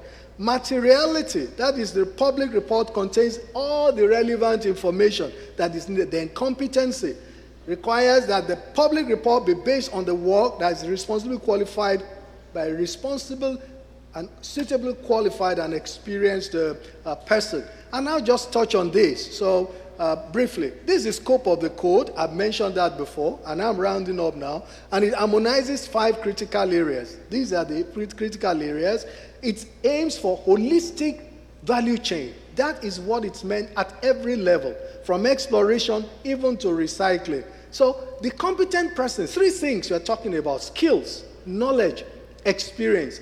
Once this is put in place, then you are qualified to be registrable as a competent person on that park. And these are the principles. I've mentioned that. These are the qualifications of the competent person: 5 years minimum working experience with the style of mineralization you are working on gold, base metals, and all that. You won't say because you are doing base metals, then you are an hydrogeologist. An hydrogeologist can now be a competent person exploring for gold. No. We have that specialization. Either you're an economic geologist or a petrographer, you are working on gold, you are working on minerals, and you're not just going to be a master of all trades. No. I've mentioned the belonging to a professional body, a juristic body. What do you mean by a juristic body? That body must have been set up by an act of parliament of a country. It's not just a society. I won't say because I'm a member of the Nigerian Mining and Geoscience Society and even a past president, then I'm registrable. No, I must be registrable under COMEC. Same thing with other countries, because they are juristic. They are set up by an act of parliament. And what do we mean by juristic? They come under legal framework, a legal situation where you can be made to be responsible through a juristic act for your action. I'm going to round up because I won't be able to go through all the areas that it covers: ethics, commitment to professional ethics, there's enforcement of the code of ethics, even the general reporting requirements. I just mentioned these. The EFG is very important. The E-axis, socioeconomics; F-axis, project feasibility; G, the resource knowledge. So it is not inferior to any other code. And like I said, we hold the E-axis, the G-axis, very, very important. The G-axis is the geological one, the technical feasibility. Then the E-axis is important: environmental and socio-economic viability. If it's not socially and economic viable in terms of environment, it will not fly.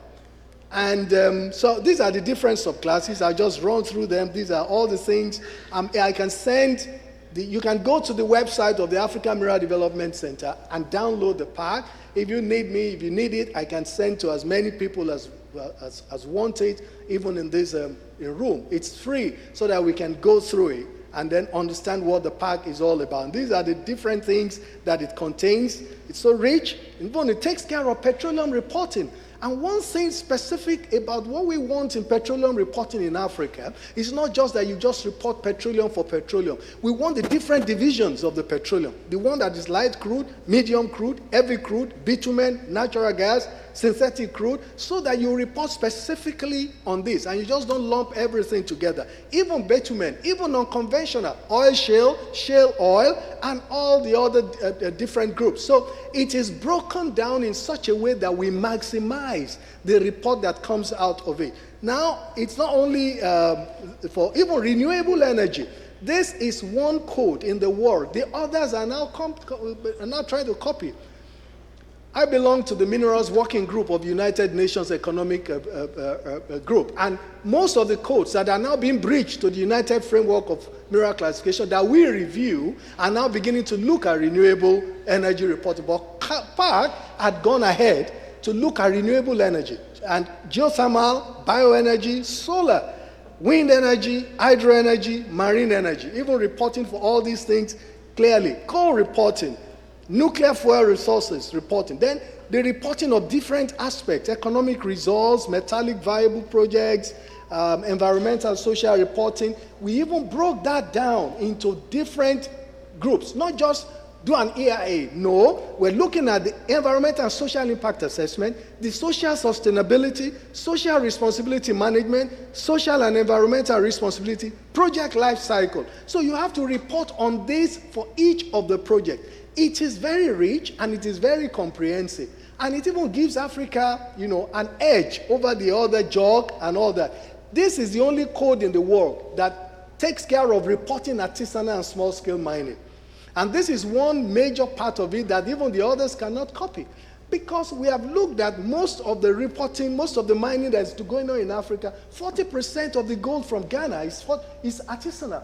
80% of what's going on in Nigeria is artisanal. Are we going to leave them? Yes, we have tried cooperative, but let's help them by teaching them and telling them how they can report, that they can also attract some funding, clear funding. And this is stated even in this PAC report. So this is what it contains with the artisanal, and these are other requirements, the status. So what are the strategies? What we have done is also to develop a training model. We have developed an 11 steps training model. 11 steps training model, 10 steps training model. The 11th one will come. Introduction to AMREG, ethics, professional conduct, competency, so that you can be trained. For you now to be registered or to be accredited as a competent person, it's important that you go through the training of modules 1, 2, and 3. Just 1 week, or you can do it online, but you must know what all these things about. There is also the document of the training models for the PAC, and it's free. You can download it on the website of the AMDC, the African Union Commission AMDC, or it's online. I can send it to you if you want. It's free so that you can look at it. And when this assessment committee is inaugurated in Addis by September 4 to 9, work starts, you can be accredited, and also you can sign your report as an African competent expert. Thank you very much. Please make that applause better for a respected academic and geologist, Professor Okunola, who is leading Africa's competency standards. And of course, his efforts span across science, integrity, and African excellence in the resource sector. Please, another round of applause for him. So when a professor takes the mic, you know what happens. It's just like the classroom. So please be very understanding. So we'll move on to the next item on the agenda. Of course, this segment, we will be listening to a speaker, not a professor, who is building frameworks for critical minerals that are ethical, traceable, and strategically valuable. He's the brain behind Nigeria's mineral mapping revolution. Please, a round of applause for Dr. Aminu Abdullahi Ishaku as he comes forward for this presentation, which is on critical minerals mapping and ethical supply chain framework. A round of applause for him. I just told you he's not a professor, meaning he will be very brief. Please clap some more.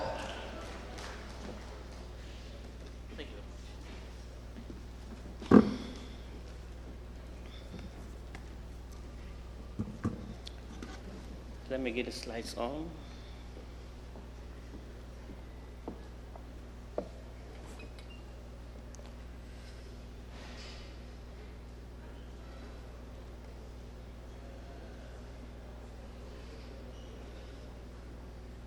I'm waiting for the slides too. So good afternoon, ladies and gentlemen. I want to welcome you to this masterclass presentation. And also I want to borrow from the style of the Honorable Minister, Dr. Dele Alake, for not standing on existing protocols, he sits on them. So I want to sit on existing protocol. And once the slide is up, I want to go on. So today's presentation really is about talking about critical minerals mapping and ethical supply chain framework. And I'm sure that the audience today are people that are quite knowledgeable about the subject matter. And this is simply going to take us to the rudiments of what this means technically so that we can make more sense out of it. All right? Uh-huh.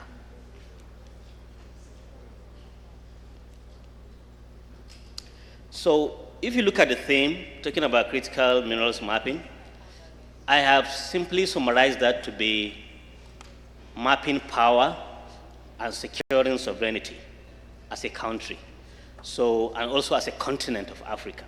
So in this century of minerals that we are in, really sovereignty begins on the ground. And I want to begin by highlighting on this paradox of Switzerland gold supply chain, that the Swiss, they don't mine any gold, but they control the global gold trade because they own the refineries. And they also own, of course, the supply chain, and not the mines, of course. But we in Africa, we dig the gold, but we stay poor, polluted, and dependent. And unless we control the supply chain from the pit to power, we will remain exporting the commodities and importing poverty. So if we kind of brainstorm on that paradox, then we will now begin to understand where we are at the moment. Can I get the slides back?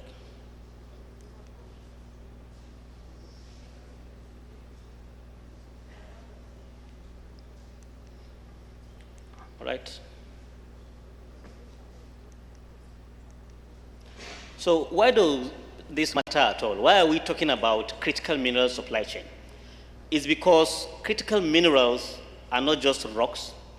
They are the currency of energy, defense, and mineral diplomacy, as we now come to know recently between the United States and DRC. Typical examples of these critical minerals, as we all know, are nickel, copper, cobalt, manganese, and of course the rare earth elements. So why is this important? We are presently talking about critical mineral supply chains because China has dominated the stage. And in 2024, the Chinese dominated over 44% of the global refining of copper. That is 4 times the refining production from DRC and Zambia. And it's because they have they've invested in years of policy and production capabilities that are crucial to that midstream processing segment, refining, where they have areas that they don't have significant domestic reserves. And of course, whoever maps and refines and secure critical minerals supply chains will definitely define the future And of course, we know the future is clean energy, electrical mobility, and semiconductor developments for AI.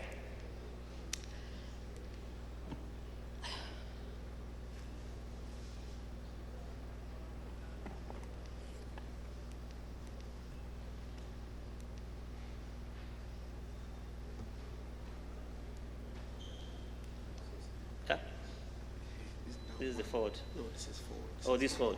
Okay, so I'll do back now.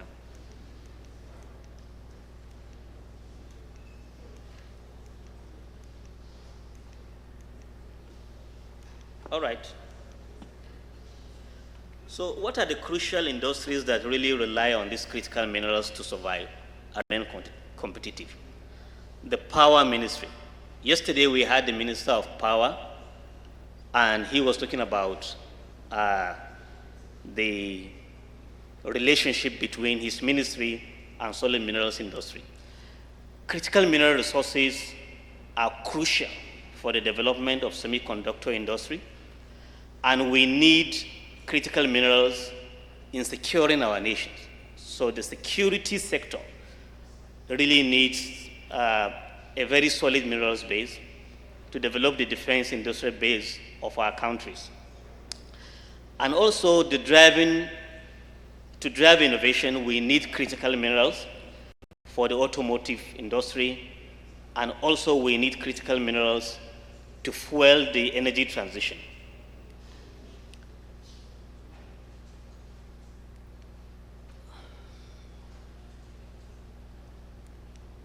Okay. So I know this is not a geochemistry class, but I just need to say certain things very straight. Lithium is not a mineral. We normally, once they say, oh, do you have minerals? Yes, we have lithium, we have that. Geologically speaking, lithium is not a mineral. What is it? It is simply a chemical element in the periodic table that has an atomic number of 3. So then what is it geoscientifically? It is a metallic element that is one of the alkali metals. So generally we have either metallic elements, non-metallic elements, and metalloids. And it occurs within minerals or in brine solutions, but not as a native or pure minerals in that sense. So geologically speaking, where do we find lithium? Lithium occurs in lithium-bearing minerals. So there are rocks that host minerals that bear lithium. So lithium is an element within certain minerals that of course include spodumene, lepidolite, petalite, and blegonite. And those are the chemical formulae of those particular mineral bearing lithium. And normally the host rocks where we find lithium are pegmatites, that are micaceous-rich pegmatites, and certain pegmatites that do host the rest of. We also find lithium within salt water bodies, brines. And I think we have some of those in Chile, Argentina, and all that. So what are the risks of critical minerals projects? So whenever we are trying to pursue development of critical minerals projects, generally there are 4 items that we need to juggle with. There are the technical risks that are associated. Exploration is a lengthy adventure, it's costly, and it has certainly low probability of discovery. It's either you succeed or you not. And there are infrastructure gaps associated with exploration, and we need new technologies to scale up what we're doing for us to have a cost-efficient exploration and mining, processing, and recycling. There are financial risks too. There is a need for substantial upfront capital requirement in any critical mineral project, and that financing needs to be resilient to price volatility and also be able to attract investment and maintain operations. There are compliance risks. In Nigeria, we have compliance agencies, that also encompass increasingly stringent environmental standards and the challenge to maintain the social license from the community that we do operate. There are geopolitical risks as well. However, this time around, I can see from the commitment of this administration that the Honorable Minister is really breaking through on this. But also, you have certain geopolitical alignments that is taking place within the African continent in terms of certain competitions that are taking place. So, for us to go from extraction to accountability within the ethical critical mineral supply chains, without ethics, there cannot be a sustainable critical mineral supply chain, and they go on to become liabilities. Because if we cannot trace the critical mineral supply chain, then it becomes a liability. And we know that corruption is there, rent-seeking, and this particular industry is bedeviled with informal labor, child labor, and with environmental destruction. And also some of our geoheritage sites are increasingly becoming threatened by mining. Some of these constraints and challenges, of course, include lack of energy infrastructure in Africa, lack of geological and mining technology, and human capital development, midstream local refining. So thank God we are not starting from afresh in Nigeria. So where are we presently? On the global stage, Nigeria, we have started the UNESCO International Geoscience and Geoparks Program, Nigerian National Committee have started to assemble the various teams around facilitating Nigeria's membership of the Mineral Security Partnership. That is on the global level. And also the Honorable Minister have signed understanding with the Global Council on Critical Minerals in that regard. So within the continental level, Professor Okunola just highlighted on AMREC and PAC and the rest of that. And also we just saw the signing ceremony of the African Mineral Strategy Group. And within the country, the Honorable Minister informed us yesterday that there is this mandatory value addition policy that's there. And within our own UNESCO National Committee too, we are trying to develop a bill for the National Assembly to safeguard and protect our geoheritage assets.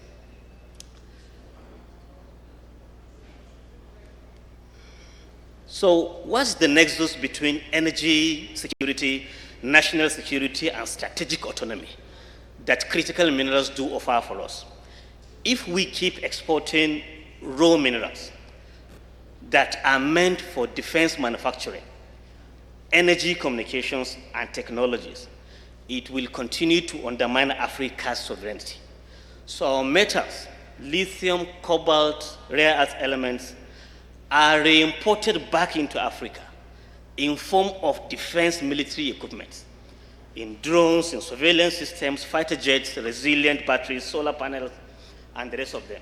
So nations are representatives within the private sector that are interested in collaborating for more resilient international supply chains can consider supporting what we are doing in facilitating Nigeria's membership of the Mineral Security Partnership.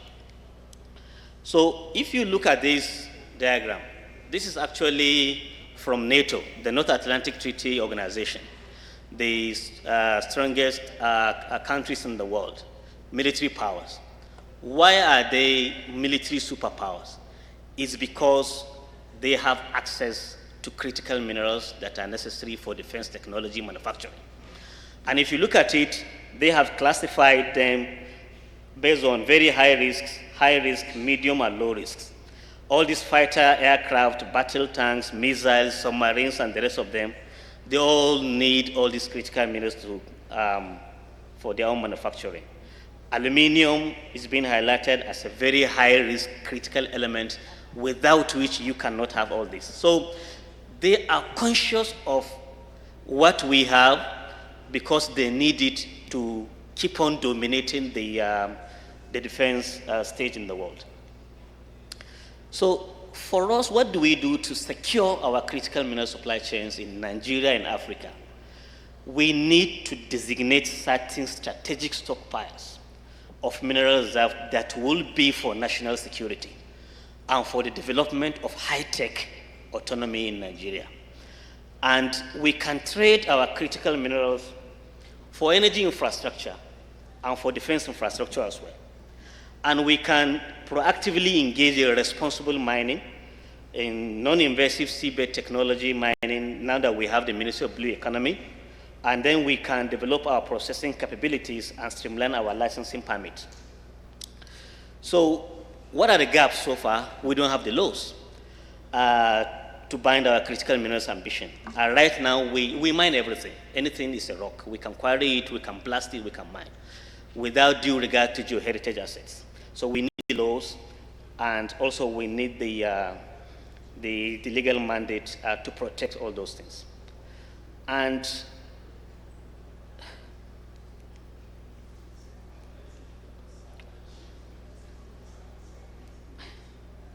so what's our way forward in Nigeria? We need to map with purpose. We need to extract with ethics. We need to retain our strategic value. We need to legislate for the future. We need to protect what must be preserved. So I also want to end with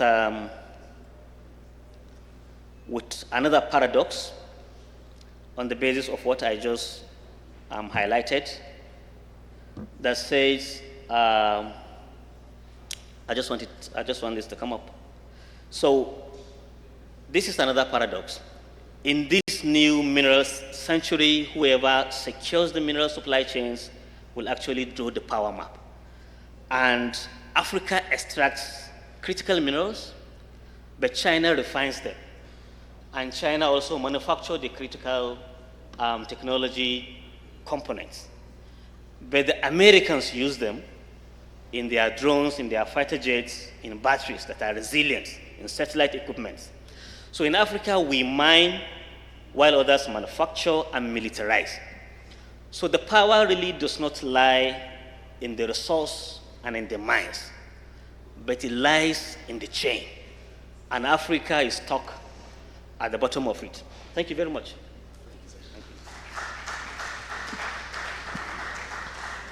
Please, let's do it better for Dr. Aminu Abdullahi Ishaku. Please. Thank you so much. Ladies and gentlemen, it's been quite a lot of presentations. And this time we want to move to the panel sessions as we sit down to really have a deep dive into a few more issues for the rest of the day. This next panel session would focus on what we call perception management, tackling media demarketing.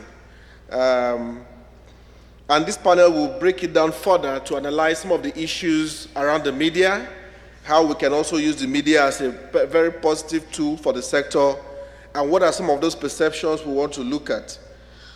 We'll also explore the disconnect between mining reality and the media portrayal, and how negative narratives demarket the sector entirely. So it's a very important conversation. The media is critical.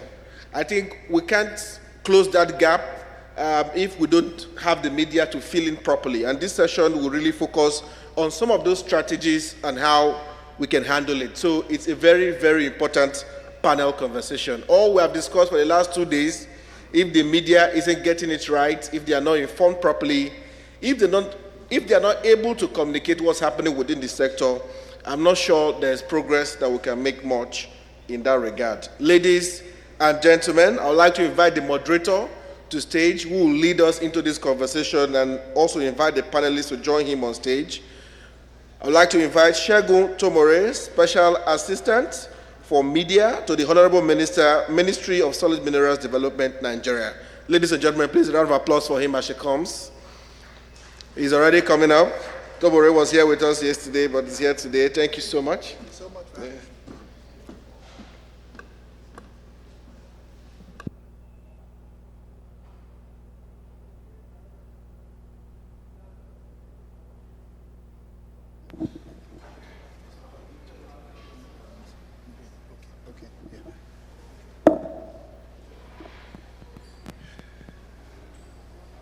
Good afternoon, everyone.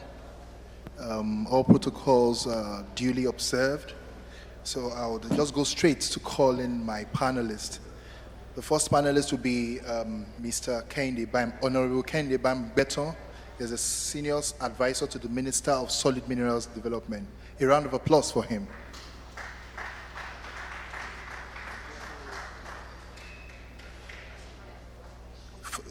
Joining him would be Mrs. Lara Oweye-Wise, Special Assistant on Media, on Broadcast to the Minister of Solid Minerals Development. A round of applause for her. Following her closely would be the publisher of Premium Times, Mr. Dapo Olorun Yomi. I think he has a representative here. Please come on stage. Thank you. Then we will also have Mrs. Rabi Momo. She's a presenter with Radio Nigeria. A round of applause for them, please. A round of applause. Mrs. Momo, we're waiting for you. Then last but not the least, we have Mr. Kayode Ogunbumi. He is an editor with The Miner. A round of applause for him, please.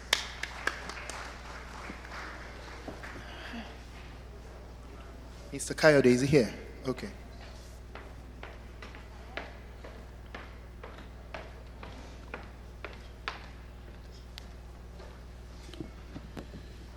Over the past 2 years, the media has been pivotal to the propagation of not only the renewed agenda of the president, but the 7-point agenda of my principal, the Honorable Minister. So we'll be exploring and discussing, like he said, perception management, and under it will be tackling media demarketing. So I'll just go straight to Honorable Bamigbeton. It's nice having you here. Mr. Bamigbeton here was a former Commissioner of Information and Strategy in Lagos State. A round of applause for him. He was also a 2-term local government chairman, and is currently the special advisor to the Honorable Minister, more like a chief of staff to Dr. Dele Alake. Sir, can you share strategies that the Minister's office has adopted to not only combat negative narratives, but also manage public relations over the last 2 years? Well, thank you very much, and my honor, I'm happy to be here with you. I think the first point to raise is that the mining process involves a lot of potentials for the marketing. The fact that you have to take people off their farms, for example. You need to clear farms. You need to organize communities. The fact that people experience mine collapses, the fact that there could be water pollution, all these are potentials for the marketing. And this gives the reasons why we need to have a very proactive media engagement policy. When the Honorable Minister, Dr. Dele Alake, got into office, we looked at the media landscape and we recognized the need to develop a special communications project strategy to engage the media, because we realized that as far as people don't understand why some of these things happen, why there could be mine collapses, why people will agitate because they didn't get the right fair price when a miner comes to town to want to take over the farmland so that it can do the mining, we felt that there has to be critical opinion, positive opinion, a better understanding, and that's why we created a communications plan. Part of this communications plan took us to having programs, for example, on Radio Nigeria, for example. We are sponsoring a program on Radio Nigeria, which weekly gives people updates on what we are doing, and also enlightens people on the personalities, the stakeholders, and the processes of mining. Same thing, we have a program on Voice of Nigeria, also to give the external audience all over the world some understanding of what mining, how mining takes place in Nigeria, the problems we are facing, and where we are solving it. So the Minister's 7-point agenda, which has to deal with, one, focusing on the new solid minerals company, increasing geological data, marketing aggressively the sector internationally so that we can attract investors, encouraging as much as possible communities to sign community development agreements with mining companies so that they can get the best benefits from the mining experience. These are part of the 7-point agenda of the minister. And the communications program is an extension of it. It seeks to give it the kind of traction that we are doing so. So there have been quite a lot of initiatives in that process. And I want to say that at this stage, we believe that we have a more informed, more committed, and a greater buy-in from the general public into the Nigerian mining process than has ever existed in the country. I'll stop for now. Thank you very much, Mr. Bangbeton. I'll move quickly to Mr. Dakbo. Olorun Yomi, I think he has a representative here. Right. Yeah. What's the name, sir? Akintunde Babatunde. Okay, nice to have you here. How do you think government can effectively collaborate with the media to project reforms and also get feedback towards tackling challenges facing the mining sector? Right. I think that a lot of time when government agencies and let's say government generally and the media conversation comes into the picture, what a lot of there exists a very interesting relationship. First, there is lack of trust. So governments sort of think that there's an agenda to demarket. And I also particularly also think that even the topic of the session is already a bias against the media that says there's demarketing.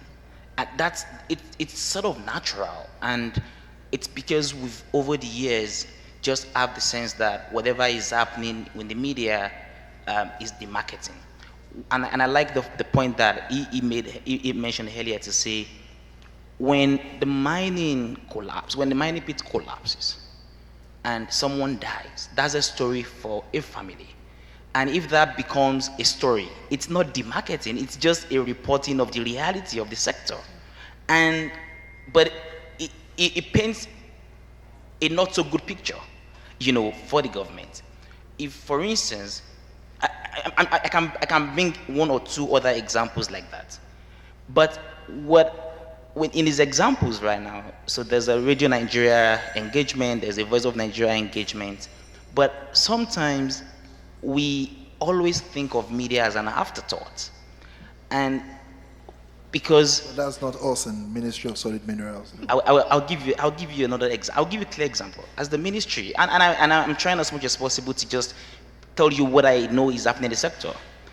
Journalists are not mining professionals. We have to admit that a lot of them might have reported the sector for years, but they're not geologists. They're not technically, in the space. The first port of call should be, how do we ensure there is a level playing ground in the knowledge procedure that makes sure that whoever's going to report the sector from a knowledge standpoint, not when you meet a journalist and the next thing you tell the journalist, oh wow, you're reporting solid minerals. Let me add you to a WhatsApp group. I can be forwarding press release to you. That's what happened most of the time.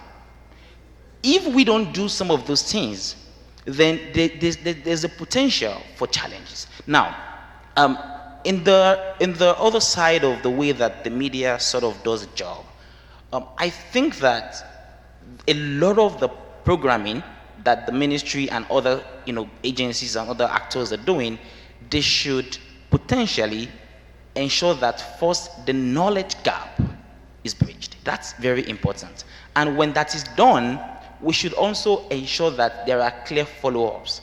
Sometimes when a lot of the reporting in the sector happens and let's say a journalist gets a story, for instance, about something that's happening in the sector, and they reach out to government spokespersons and all, a lot of time the feedback are always dismissive. And I say this as someone who works with a lot of journalists. The feedback are always dismissive, that sometimes the story would have been published and then now said, oh wait, but you called me only once and you're saying that I didn't respond. So I think that we need to mend that relationship and make sure that fundamentally knowledge alignment between the actors and the media is solid, so that those who are reporting the sector are reporting from a knowledge perspective and that relationship is mended. Thank you very much. If I didn't get anything from his submission, I would remember that he said first we should ensure that the knowledge gap is breached, and feedback is always dismissive. So we should try as much as possible, to look at feedback as a way to improve and not see them as necessarily adversarial. Thank you very much. So I'll move swiftly to my colleague. I don't want to call her what I was going to call her.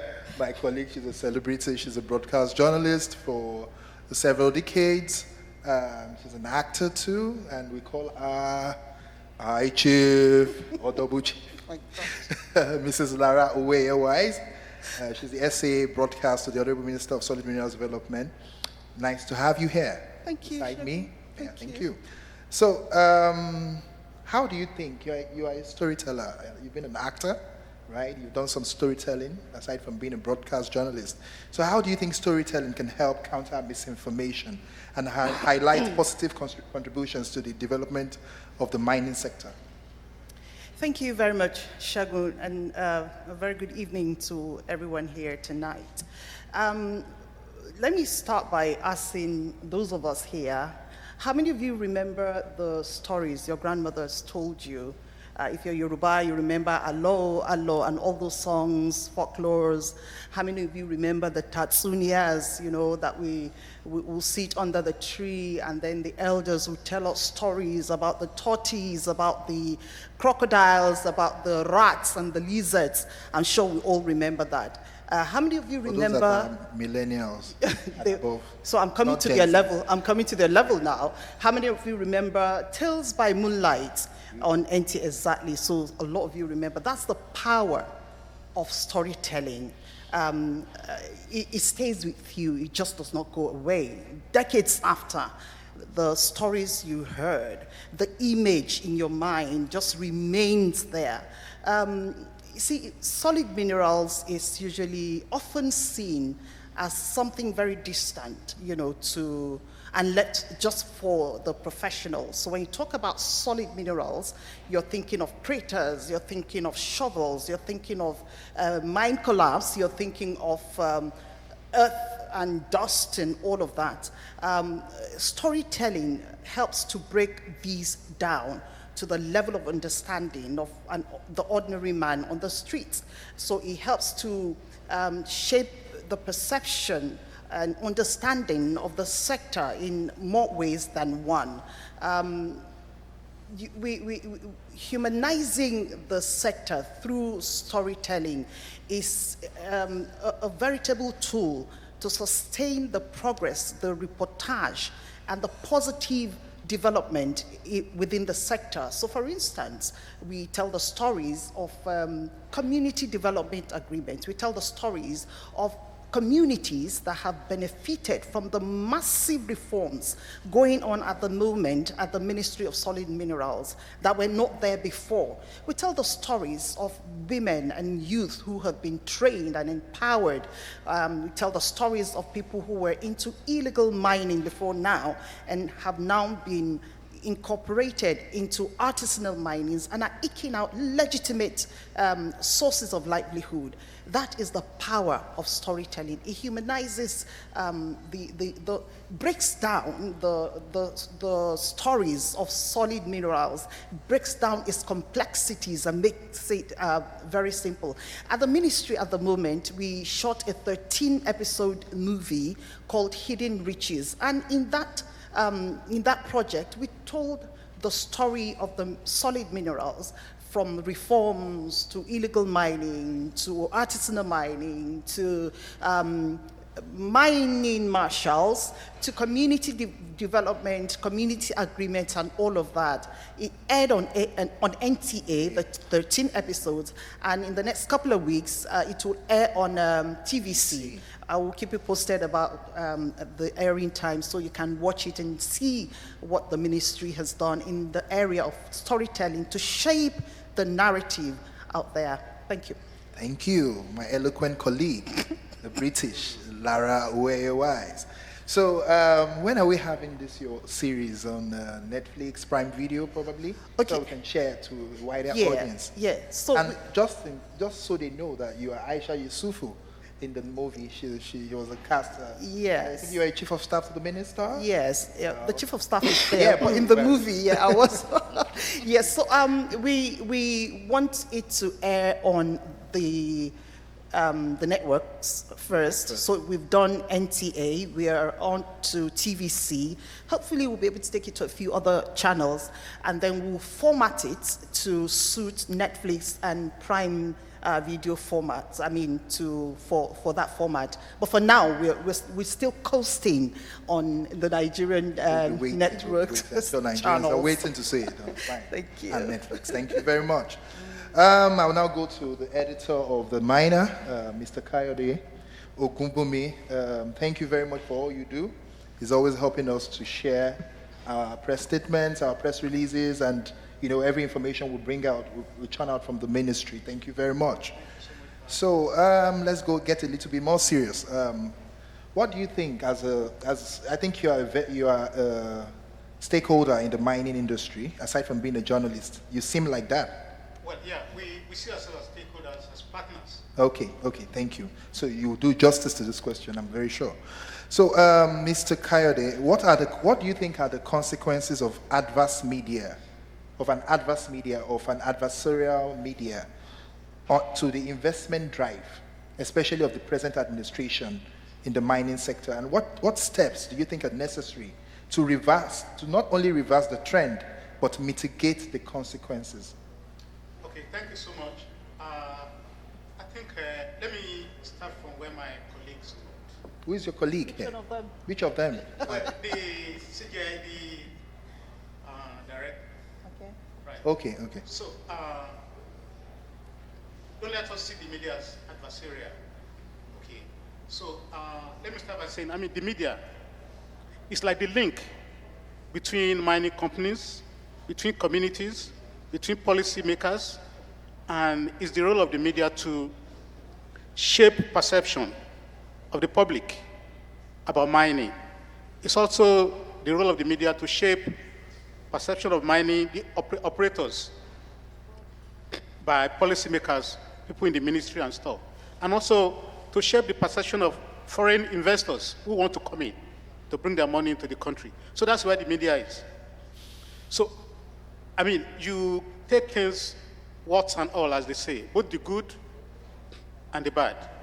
So when the bad happens, because like you also said, trust is very important, right? You have to be transparent. Transparency is very crucial. So if something happens, it doesn't help to try to cover it, because in the long run, it destroys the trust between you and the people you are trying to protect. If a company has an issue, come out. This is what we have. This is what we are doing to safeguard it, right? And this is what we do to make sure it doesn't happen again. It's open. People know, okay, this is a company we can trust, right? So the media is not adversarial at all. We actually partners, and our role is to make the work of people on the field. Yeah, well, let me cut you in a bit, okay. Mr. Kayode. Yeah, we know that media, can be partners in progress. Yeah. But I've encountered instances in which we see publications of, reportage, and they don't even try to get our side of the story. Not one, not twice. I'll even give a vivid example. I remember when the minister in company of the president in France signed an MOU with the French government, and we explicitly stated that MOU was targeted at technical assistance and things around capacity building for the mining sector. But the media, a section of the media went to town with, they're trying to, give the mining sites to the French. And, where some South African, West African countries are sending the French out, Nigeria is bringing them in and everything. So such narrative. So aside from being, aside from a section that may seem adversarial, there are also a section that do not do due diligence, that are not professional in getting information and sharing, and when they get that information, and sharing them appropriately. So those are the challenges we face. So that's why I said, so I want you to answer the question. I want to redirect you. So what steps, because we don't have all the time. Yeah. So what steps are necessary to reverse this trend and mitigate the consequences? Thank you. So the first thing you need to understand is the people reporting the sector. There are two different segments, if you look at it that way. there are people who see the sector from the environment point of view. And the reporters from that side are often following narratives from outside. What do I mean? There's a lot of resources coming into the country to support journalists who see this from a certain perspective. You understand what I'm saying? Yeah. I mean, so we're talking of critical minerals. One of the presenters yesterday was talking about how these critical minerals, is it critical to us in Nigeria, in Africa, or is it critical to people in the UK or in the US?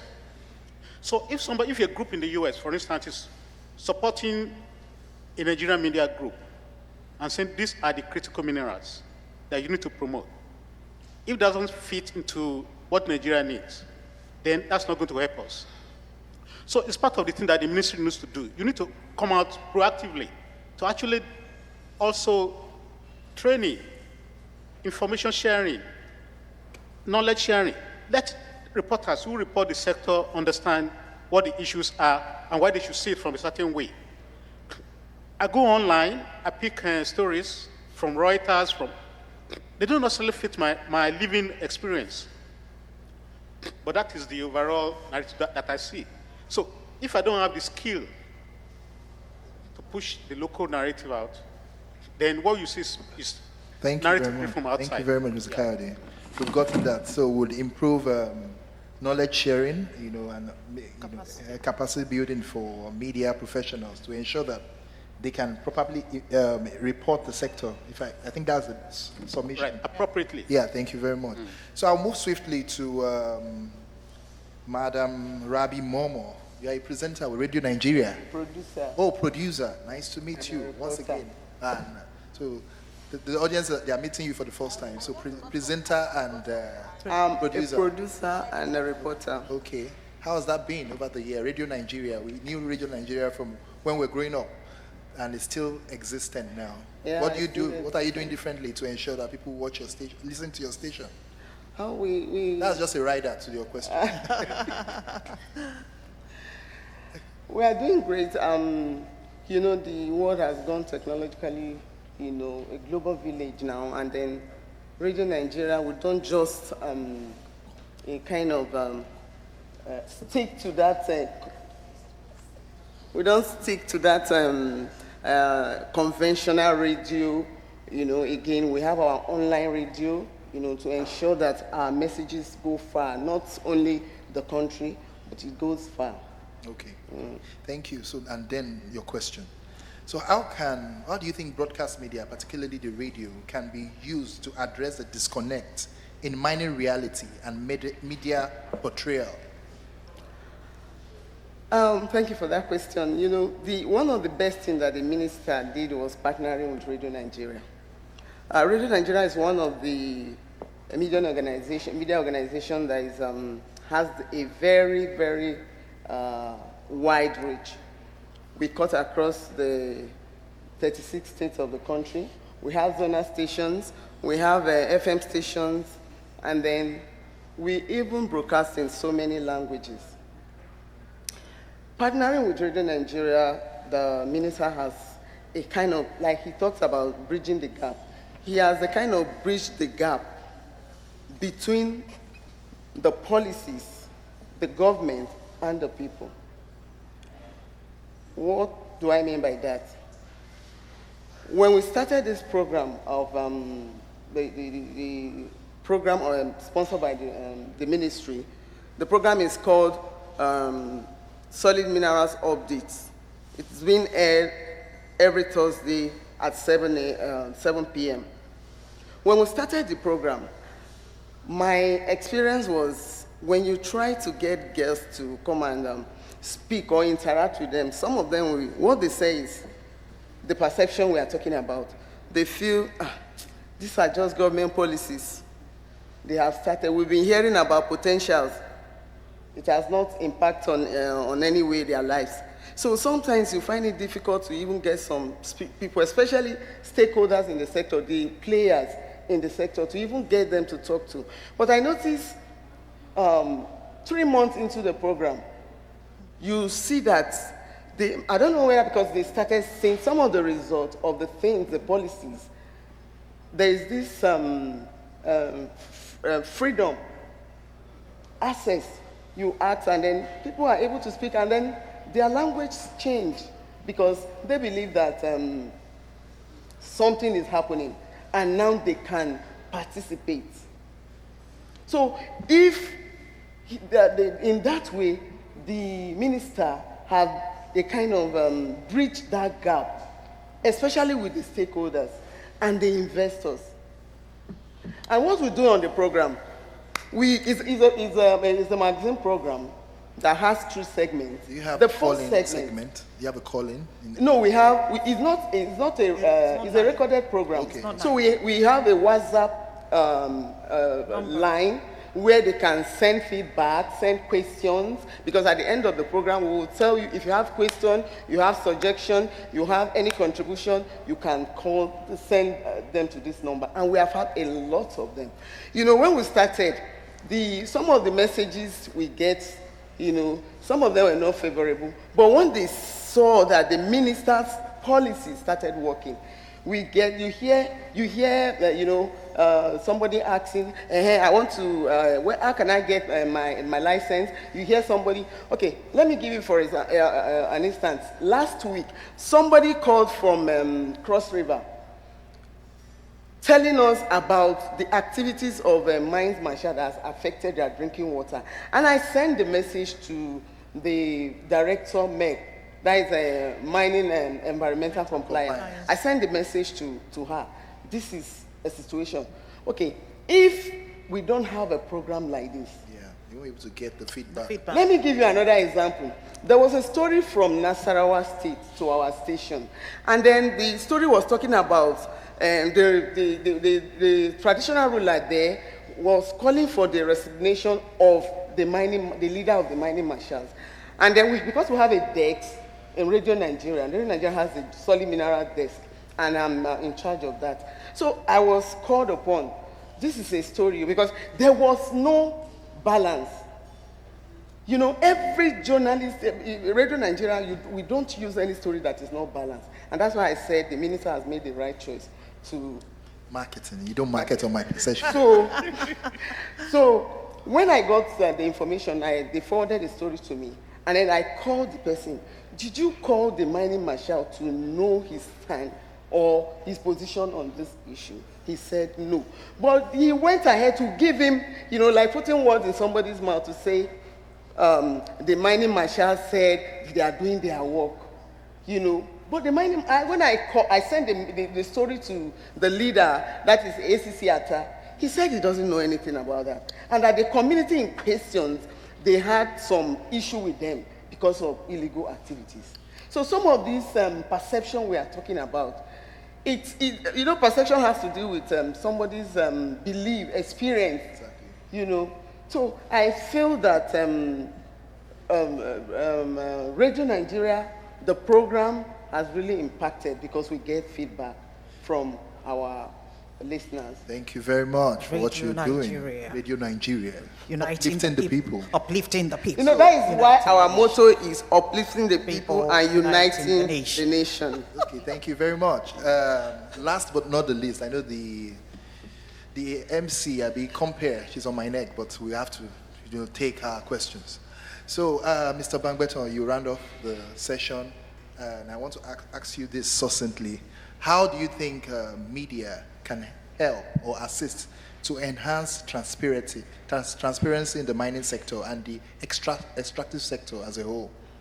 I think the first thing is to also encourage the operators to be transparent in developing content. When we want to embark on activities that have impacts on people, it's very important that we let people know the beginning, the process, and the outcomes. That way, we will have nothing to hide. And that way, the media will have this trust, and the people will give us the approval to be able to operate in the environment. So I think for us, as a ministry, as a regulator, we would like to encourage mining companies to to show more transparency, generate better social license, and be able to work so that we don't need to always have to penalize them for what they ought to know in the first place. Yeah, so he has thrown it back to the operators, show more transparency. So with these few points of ours, and we'd like to bring this session to a close. Thank you very much for joining us, and we call it a day until next year. Thank you. Thank you.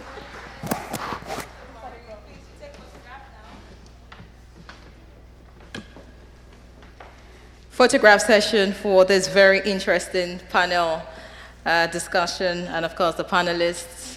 You can see I am not happy that I had to be the one to stop them, because this is my constituency. Please, a round of applause for them. I appreciate you so much. Shegun Tomori, fantastic facilitator. Thank you so much. Your shoes are speaking. Please, let's celebrate the moderator. Thank you. All right, so we need to round off this session. We have one more presentation and panel session. Fortunately, the person to make the presentation will be handling the panel session. So once he comes up, he does his presentation briefly, introduces the panelists, and that will be all for today. Now, when we say that this is the last panel session, it doesn't mean it is less. In fact, this may be the session that ties it all together.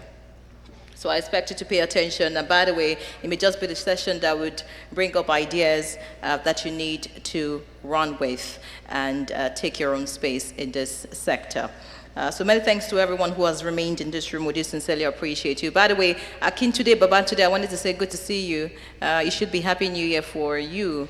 Thank you so much for showing up here today. And of course, the veteran Lara Oweyowise, very interesting listening to you. Like I said yesterday, Lara, you know, became, or rather, was already on TV when I was still a child running around. So seeing her looking this young, beautiful, and still doing big things in the media space, of course, we're proud of you and we celebrate you. Thank you so much.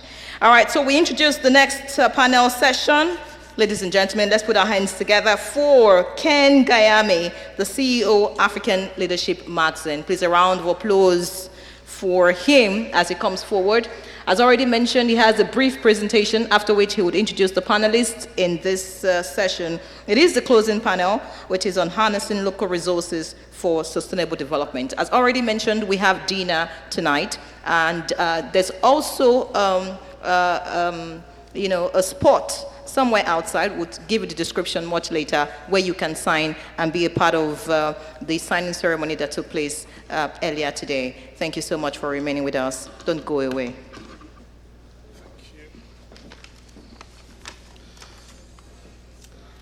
Thank you so much for to the MC for that introduction. And to all of you who have stayed to the very last session, I want to say thank you. Please put your hands together for yourself. You're the true stakeholders who truly love Nigeria and this sector. So this is the bottom part, the last session for the day. I know I'm the one standing between you and dinner. I'll try and make it as quickly as possible. My name is Ken Gayame. I'm CEO of African Leadership Organization. And my task today is to just give a brief recap on harnessing local resources for sustainable development. Permit me to stand on the existing protocol, and I'll be very fast, I promise you. So our conversation today is about harnessing local resources for sustainable development. We're going to have a panel thereafter to look at it in a little bit more detail. But it's a theme that's very close to my heart and very close to the heart of Africa's future.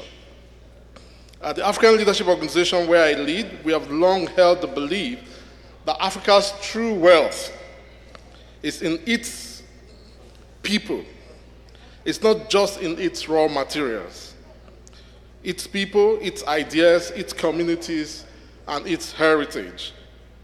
And through our flagship African Leadership Magazine, we have consistently sought to amplify the voices, the innovations, the opportunities, and the story that challenge the outdated and negative stereotypes that's been the definition of Africa before now. We promote a new narrative, one grounded in opportunity in value creation, and in local excellence. So we gather today at a very crucial period in Africa's history, or Africa's development journey. We've heard all of the fantastic statistics from the various experts and speakers. We know Africa holds 30% of the world's mineral resources, mineral reserves, and a fast-growing population that's going to be 2.5 billion minimum by 2050. Yet the continent is still locked in an image paradox, often perceived as a crisis hotspot rather than a solutions hub. In this decade of transition, how we convene summits like this, what we say, and I was very excited about the last panel, and how we say it will determine how the world engages with Africa and with its mineral resources. Therefore, summits such as this are no longer just another convening, but very critical and strategic to the continent's future. The perception of Africa's natural resources affects investment inflow, it affects diplomatic engagement with the continent, and global partnership dynamics. However, for far too long, we've heard the phrase natural resources in Africa being synonymous with what we extract and not what we build. We've measured our wealth in barrels and tons, and not in people, in ecosystems, in ideas, and in purpose. Today, we must flip that script. Africa's richest resources lies not under its soil, but above it. It's our people, our biodiversity, our creativity, and our untapped local ecosystems of value that are the things that should matter. It's time to shift from extraction to inclusion, from raw potential to refined progress. I'll therefore anchor these remarks on a few key pillars. One, as already mentioned, beyond the barrier, the real goal is in human capital. The real goal is in human capital. If we keep exporting crude and underinvest in digital education and local innovations, we are exporting our future. Secondly, the second key point I want to make, every community in Africa, in Nigeria, is a development engine. Every community is a development engine. Africa's local economies are bursting with sustainable potential. We must move from seeing communities as beneficiaries to seeing them as co-creators and custodians of development. Third point I want to make, local content is not a checkbox. Local content is not and should not be a checkbox. It is a competitive advantage. Countries that localize production and empower their people build resilience for the future. Local content must go beyond contracts to include skills transfer, innovation, ownership systems that benefit the people. Number 4 point I want to make, tech plus tradition gives you transformation. New technologies must enhance, not erase, local knowledge. New technologies must enhance and not erase local knowledge. We see that in Ethiopia, in Tanzania, and we must begin to do that for Nigeria. Number 5, climate-smart development is not an option. It's a survival strategy.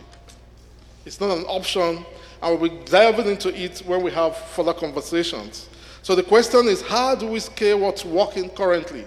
I'm excited with the leadership of our Honorable Minister, and he's led with one of the key points I want to make. 2 key things that will drive the future we want to see and help us harness this potential. 1, bold policy frameworks. The minister is leading on that. Bold policy frameworks that make room for local innovators. And then what I call the 4P model. And that's public-private-people partnerships. Public-private people partnerships. But let me just talk briefly about the bold policy framework, some of which the minister is already leading on, and I will want to just mention a few. Number 1, local innovation quotas. local innovation quotas. It's time we insist and require large companies operating in the mining sector and the extractive industries to dedicate a percentage of procurement or contracts, not just to local companies, but local startups that are innovation-driven. Not just to local startups, but those that are big on innovation. Number 2 policy that I'm advocating today, innovation-linked licensing. Innovation-linked licensing. Companies seeking operational license in natural resource sectors must submit innovation roadmaps that show how they will source from and co-develop with local entrepreneurs. Licensing frameworks must show pathways to get. And then number 3, green sandbox zones. And I'm very big on the sandbox regulatory policy for government, where designated rural or peri-urban areas and where the peri-urban areas should be created as some kind of sandbox to help and allow local innovators to test technologies in the industry. We see it happening in Rwanda. We see it even in Ghana, where sandbox regulatory frameworks are put in place to loosen the requirements and make it possible for innovators and disruptors to operate in the industry. And then number 4, I also want to advocate for one-stop innovation hubs in the extractive zones. So mandatory setup of innovation hubs in all major resource extraction zones where their competitive advantages are. So mining clusters, oil regions, co-funded by operators and the government, and where locals can access labs, mentorship, venture capital exposure, and the like. And then number 5, local innovation sovereign fund. Local innovation sovereign fund. And this concept seeks to allocate a portion, 2 to 5%, or as may be determined, of natural resources royalties into a national or subnational innovations fund, specifically for rural tech hubs, for climate-smart agri-startups, for circular economy ventures, for women and youth SMEs within the space, within the mining space. And number 6, inclusive standards and certification policy. I think it's time we begin to redefine what qualified supplier should mean to allow for unregistered micro enterprises, informal, small-scale miners to qualify for all of the bids that would normally have excluded them from over the years. And then again, as someone who is very passionate about the media, I must add that it is time that not just nations, but states, companies, and clusters should begin to develop a robust, and I use the word robust policy messaging framework that's international in outlook. We've seen that with Switzerland, we've seen that with Saudi Arabia, where they leverage media with a deliberate, robust, long-term, and that's the key word, long-term strategic framework in media messaging. I'm happy with the minister is already doing that, and I'm excited that there's an approach, there's a pathway to internationalizing this outreach. It is critical in defining what the sector would be, not just for Nigeria, but the rest of the sub-region. And then, of course, in closing this remark so that the panel can begin, this summit advocates that we move from extractive governance to generative governance, where policies produce not just permits, but possibilities, and where local communities are empowered sustainably in the mining and energy sectors. Let us therefore leave this summit better positioned to power Africa's sustainable future, not from the top down, but from the bottom up. Africa's natural resource wealth is a powerful tool. Our critical minerals sector could be the game changer the continent needs, but only if we pair it with visionary leadership, prioritizing local participation, and I dare say strategic communication. The narrative is our soft power. Sustainable local participation is our multiplier. it is time to invest in both. Thank you so much for your attention. I will very quickly move to the panel, and then we'll take a few questions. Thank you. Before I take my seat, let me invite our panelists to come up stage to join me quickly so we can do justice quickly, and so that we can go for dinner. Please, dinner is ready for you. You just stay ready. Thank you. So firstly, I'll invite Mr. Omomehin Silas. Mr. Omomehin Silas is the General Manager, Monitoring and Evaluation Directorate of the Nigerian Content Development and Monitoring Board. Please put your hands together for him as he comes up stage. Thank you, Mr. Silas. Please, can you support him? Give him some clap. Thank you. And may I invite Mr. Rotimi Williams. Rotimi Williams is representing the CEO of the Nigerian Climate Innovation Center. Please put your hands together again for him. Thank you, Mr. Rotimi Williams. And may I invite Maduri Saka Amoda. Maduri Saka Amoda, the Community Development and Stakeholder Manager for Seglola Resources Operating Limited. I don't know if she's here. I know I saw her earlier. Yes, please put your hands together for her as she comes up. Thank you so much for your earlier presentation. And may I invite Dr. Ibrahim Lawan Buba, the Managing Director, Ocean Gate Engineering Oil and Gas Limited. Dr. Ibrahim Lawan Buba. Thank you so much. Please, can you support him again? And last but not the least, Mr. Parta Ghosh, African Natural Resources and Mines Limited.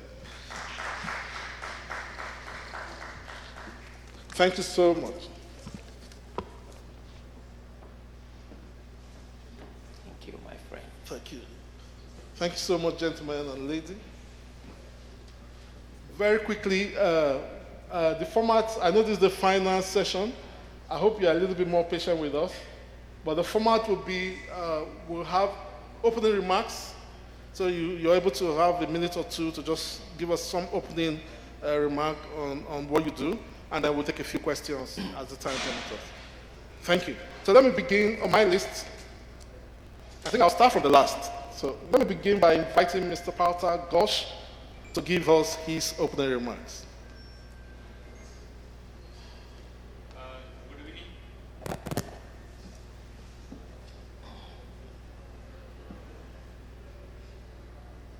Good evening to all, and with the existing protocol observed, I am Partha Ghosh, Group Mining Head for African Industries Group Limited. African Industries has been established in Nigeria since 1971. We have been in this country for over 54 years. We have established 11 verticals: exploration and mining, steel making, power generation and distribution, metals, aluminum products. We are also into production of refractories. Then we are into farming, chemicals, fertilizers, decoratives, logistics, and so on. Over the years, we have established 32 manufacturing units in Nigeria, employing over directly, indirectly 100,000 nationals in this country. In terms of solid minerals development, we have developed the first backward integration of iron ore mining and processing plants in the state of Kaduna, in Kagarko local government, where we have invested $600 million. And it has got a lot of socio-economic benefits, employing over 4,000 nationals. And at the same time, that is the only project where we are producing steel directly from the iron ore. So that is built on the successful implementation of 7-point agenda, which has been also visited by the minister last year. And also, we have developed the world-class exploration unit where we provide the geological services, drilling services. We have our own equipments, the latest technology, and we are the company who actually established the world-class laboratory, the first of its kind in Nigeria, which has been accredited as per ISO 17025 accreditation by Canadian Association of Laboratory Accreditation. So I'm going to cut in, but I think we've gotten the gist of Mr. Gosh's company. Yes, and actually also was inaugurated by the Honorable Minister in December 2024. That's a milestone, like, Nigeria, we always were dependent on the laboratories which were outside of this country. Now with this laboratory, all the samples can be analyzed here at a much cheaper price with fastest turnaround time. And thank you very much. Thank you so much. Please, when they give the opening statement, it's okay to clap to support them. Thank you, support him. We'll make it fast. We'll try our very best. But may I invite now Dr. Ibrahim Buba to give us his opening statement. Hello, good evening, everyone, and thank you for waiting for this last panel session. Yes. So I'm the Managing Director of Ocean Gate Oil and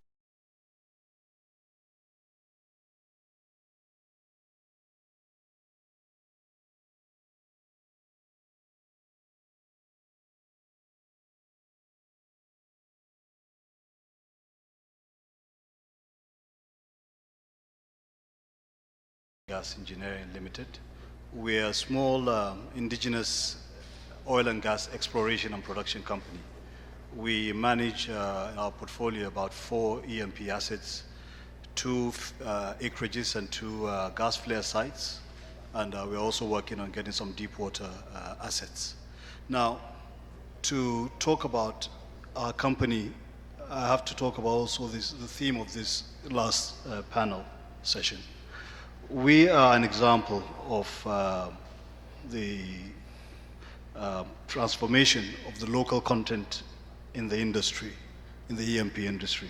Of course, a couple of decades ago, non-Nigerians were involved in the exploration and production of crude oil in Nigeria. But now we are an indigenous company, and all our personnel are all local, bringing together all our experiences, collective experiences from IOCs, learning from the IOCs, and then plowing back this knowledge into the country.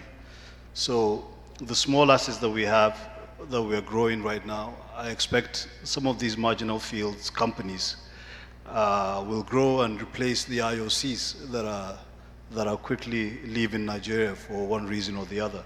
I mean, we've got examples like Seplat. Seplat is a local Nigerian company. Now we've got Renaissance. So these are a very good example of how, using local skill and labor is transforming the, high-tech, valuable industry that we have in E&P. Thank you. Wow, thank you so much, Dr. Buba. Thank you for clapping. Thank you. Make it better. Now, and your example is a good example of what the local companies are doing. Like we said, it shouldn't be a checkbox. There should be a real journey of empowerment. But let me call on Mr. Moda to share her own thoughts, her opening statement. Thank you very much. I'm Maduri Saka Amoda, Community Development and Stakeholder Manager with Segilola Resources Operating Limited. Segilola Gold Mine is the first large-scale, or should I say commercial-size, gold mine company in Nigeria. When we started the project, because of the magnitude of the project, a lot of skill was needed externally. Apart from the operators, majority of the skill that was required we couldn't get in country, or some of them just are graduates that had just finished, so no experience. So a lot of our skill when it came to the top management level was needed, were experts. But at the moment now, there's been so much skill transference within the past. We started construction in 2020, and we did our first gold pour at the end of the year of 2021. And at the moment, we're 3 years into our mining production, and we've had a skill transference, a very large skill transference because at the moment we have 99% of our staff locals, which is not an easy feat for this kind of project, I can assure you. And the rest are mining contractors. We do a lot of community work, both in CDA, CSR, and livelihood restoration plan projects. Thank you very much. Thank you, thank you. Thank you for the great work you're doing there, the skills transfer, and thank you for supporting her. Now let me call on Mr. Williams to share his thoughts, his opening statement. Sure, thank you. I'm sitting in for Bankole Olorintoba, who couldn't be here this evening, but sends his well wishes to everyone and congratulates everyone on the progress that we've made so far over the last couple of days. So, Nigeria Climate Innovation Center, it's been a brainchild of the previous administration and working with our CEO to bring together different industries to address SDG 13, which is around climate action. The organization over the last few years has impacted over 1,300 businesses, including 150 that are women-owned, has incubated over 7,000 different businesses as well, startups, all looking at climate smart, climate positive business ideas or ventures that will help us move forward, especially now that we have an energy transition plan set up by this current administration to meet what we have promised ourselves and promised the world that we'll deliver as part of our energy transition plan. And I think what we've done, I've listed out some stats, but really where we impact is having the breadth across different industries. Today I'm sitting here, we're going to talk a bit about mining and sustainability within that industry. Is the depth of what we do is really just being able to go into different industries and look at it from a climate lens and say, this is how we're going to continue to be profitable and to do business and affect our environment positively. Thank you so much. Thank you for that intervention. Again, support their opening statements. Just a clap would do. Can we have a clap for the opening statement? Thank you. All right, let me ask Mr. Silas. Let's hear your thoughts at this time. And I hear there was supposed to be a video. Is it now you want it? Or slide? Later. Okay, so go ahead, please. Then thank you very much, moderator and distinguished ladies and gentlemen in the room. Silas Omomehi Ajimijaye is my name. I'm the General Manager for Monitoring and Evaluation in the Nigerian Content Development and Monitoring Board. The Nigerian Content Development and Monitoring Board, popularly known as NCDMB, has the vision to be the catalyst for the industrialization of Nigeria's oil and gas sector. And we have done that creditably well through the development and the utilization of local goods, services, and capacities. Also, the Nigerian Content Development and Monitoring Board has the mandate to effectively execute the NOGIC Act of 2010. So we are the primary local content body in the country. We don't only catalyze the oil and gas industry, but also the linkage sector, which has to do with mining, ICT, agriculture, and so on. Whatever services that are applicable to the oil and gas sector is also the areas that we work on. If you look at just stay on the slide before now, you see that the board the one before this one, the slide before this one, yeah, in job creation, we've done a lot of job creation, local value addition, like what was alluded to earlier, through heavy capacity building, enabling business, sustainable development, and industrialization. Right now, the board has what we call the Nigerian Content Consultative Forum. We have the pattern that has more than 100 members, and Octan. Octan is a training arm that has more than 400 viable Nigerian companies in training for oil and gas and its linkage sector. You find the people that the board has developed in other aspects of the Nigerian oil and gas space, including partnership with countries in Africa. I will say more about that later. Thank you. Thank you very much. Thank you very much. I think we can now go straight into some of the questions I noted to have here. We all agree that it's time to move from a commodities mindset to a community-based value model in this the industry we're talking about. But I'm more interested in hearing some specific. Some of you alluded to it, but I want a little bit more details in terms of specific case studies, what you have done, or what you intend to do if you've not done it. Specific real-life, real-world case studies on how you've been able to move from that mindset, that commodities mindset, to a community model, and showing how the recipients are now stakeholders, really, not just a name, and not just as beneficiaries. I'll begin this time from Ms. Amoda. Let's start from the ladies now. Ladies before gentlemen. So go ahead, please. Thank you very much. Specific cases. Now, I think in my presentation, I did mention a couple of stuff we're doing, but I'll reiterate on that. In the initial stage, when we started our project, one of the things we noticed that was a major issue was employment.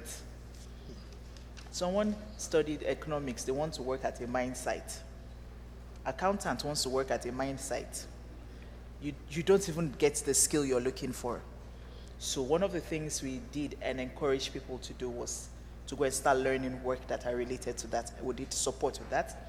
In fact, I had majority of the workforce that you need for a large-scale mine site are not, they are technical skill. And when I say technical skills, they are operators. Okay. You don't need administrative. Administrative is like 1% to 2%. So the majority of what you need are technical skills. And so we had to, first, one of the things we did for our youth empowerment program was training of that technical skill in operators. And not only that, we're also particular about ensuring that the women are not left behind. So we now also put it open out there for ladies that are interested in operating. And now we have some of the best operators we have are the female operators from the communities. So those are some of the things that we've done that are practical. If I may just chip in. Yes. So did you find that there was a problem of shortage of technical skills? Yes. Is it a problem of the pipeline, from STEM education? Can you speak to that briefly? So when I say technical skills, you've got your geologist. You don't need that. When you're doing large-scale mining, you need geologists, but you don't need everybody to be a geologist. Yeah. You need surveyors, but you don't need lots of surveyors. So when I say technical skills, if you look at other countries that have been mining for years, they have technical school, like Australia, where vocational. Yes, vocational school. Let me use that word. So it's more, and we are so book oriented that we tend to forget that aspect is actually lacking. There is a huge chasm there that needs to be filled, and so that's one of the things we're working. Well, let's say that we're trying to push at the moment, encouraging people to go for those technical training. There's so much we can do. We take people on board. We take them as ore spotters. Some of the community guys, they start as the engineers. They start as ore spotters, pit controllers first. Then, in the process, during their time off, they go for training on operating truck operator. So you have your dump truck, you have your excavator, you have lots of mining trucks there. So we have a lot of people that we've done skill transference for in our in the company at the moment. Not only that, I mentioned that 99% of our staff right now are local. When I say local, I mean Nigerian. When we started, our head of geologies was a Ghanaian. So we had a lot of Ghanaians, Cameroonians, and head of survey was a Ghanaian. But they've done skill transference, and now we have them as Nigerians. So deputy mine manager started as a project manager, and he's gone up all the way now to a deputy mine manager. It's not something you see that, but it's something that Shegun was very particular about as CEO, the skill transference from expatriates to Nigerians. That's one thing he did at the beginning. I must commend Segrola for that. I think we need it very, very, very much in this place. Now, let me call on Dr. Buba. I know you're just next there. Yeah. Let me hear your own case studies, examples of how you have been able to move from that commodities mindset. Thank you, sir. I think for the EMP industry, my brother, the GM here for local content, will support me in this. The government and indeed Nigerians have helped the EMP industry to guide this process. Now we've got with the PIA that was passed in 2021, we've got the Host Communities Development Fund. And over the years, actually, it will surprise many to know that in the entire chain, value chain of exploring and producing hydrocarbons in Nigeria, you can have a situation whereby every single person who worked on that project is a Nigerian. All the way end to end. And I'm proud to say that Nigeria is one country in the world that we've got this enormous skill, available. I think probably only the United States of America has got more. But Nigerians, and yes, globally, you find Nigerians everywhere. And the good thing is that many of these Nigerians are coming back and participating in the EMP industry. So the law has actually helped us in making that transition. And it's being enforced, vigorously by all the agencies, NUPRC, NCDMB. So I think we're in a good place in the EMP industry. And because you called him Mr. Silas, let me ask him to make his contribution. But I've been told the food is getting cold, so you have 30 seconds to make your interventions. Make it very quickly. Thank you. Thank you. I think my brother over there has even spoken for us. But one thing I want to put out there is that in almost in about 15 years, NCDMB has developed robust guidelines, standard policies. For instance, we have a community content guideline even before the PIA came up, and now we have NCDMB embedded in the PIA and in the Nigeria First policy. All this we are pushing, and we have interface with the exploration and production companies. We have interfaces with the service companies. We have interfaces with the communities. We have collaboration with other agencies, government regulatory agencies, and we have what we call sectoral and regional linkage that provides opportunity for us to interface with other African countries. We have what we call the African Local Content Roundtable, with which we, as I said earlier in the ministerial roundtable, through the effort of the board, the Africa Energy Bank is coming up, and as I said, so we are now exporting skills. We were with Dangote like 3 weeks ago.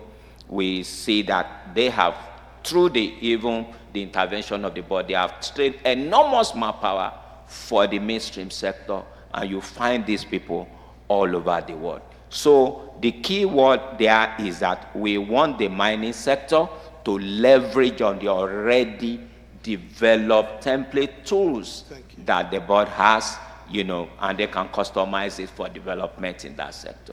Thank you. And Ocean Gate is a success story here. Yeah. But let me listen to very quickly, 30 seconds, Mr. Williams.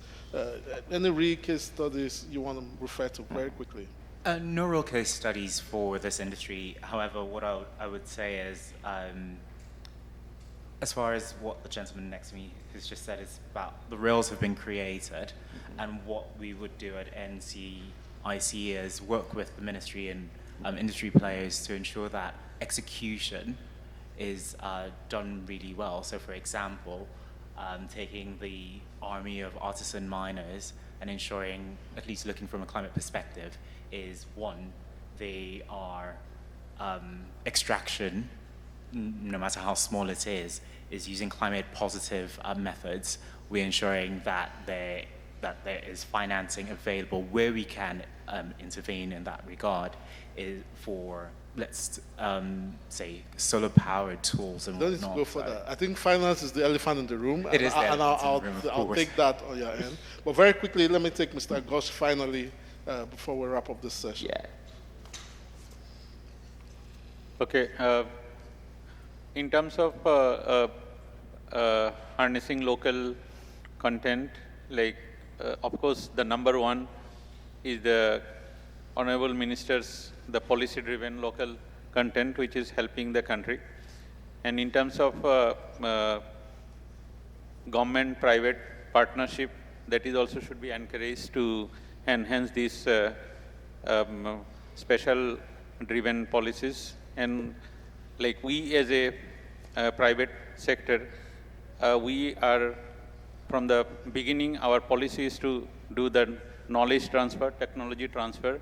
We actually have our training and development center where we are doing the skill developments for the community and also the Nigerians. Slowly, gradually, they are getting, acquiring the skills to do the operations, the skills and everything. And one of the example I would probably say here is that our Nigerian skilled workers who are trained, they went and developed a solar plant in Chad Republic. And actually that was also even published in a newspaper. That was a proud moment for us that the skill which has been acquired by them, they went and executed that skill in Chad Republic.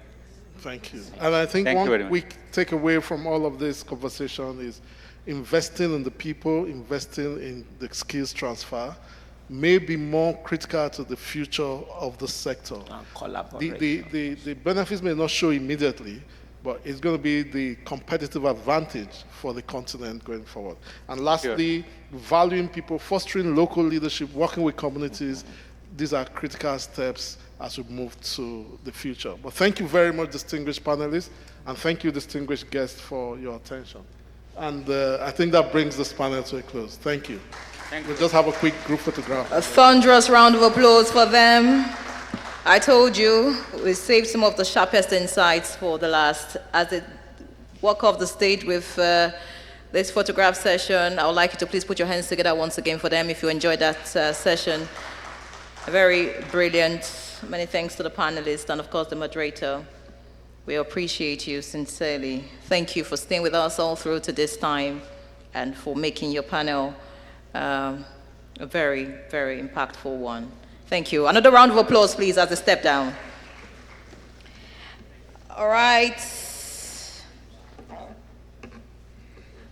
What do I see at this point? Distinguished guests, ladies and gentlemen, as we draw the curtain on this remarkable gathering, we're reminded that Afnis is more than a summit.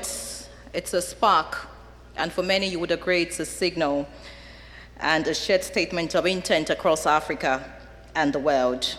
Over the past days, we have mined ideas, exported visions, and forged partnerships that will shape the future of our industries, our communities, and our continent. I would like to say that we shouldn't live here as participants, but we should live here as ambassadors of innovation, collaboration, and the boundless potential that lies within Africa's natural and human resources. The conversations may end tonight, but the movement continues, and will depend on you to keep that movement alive until Afnis reconvenes next year.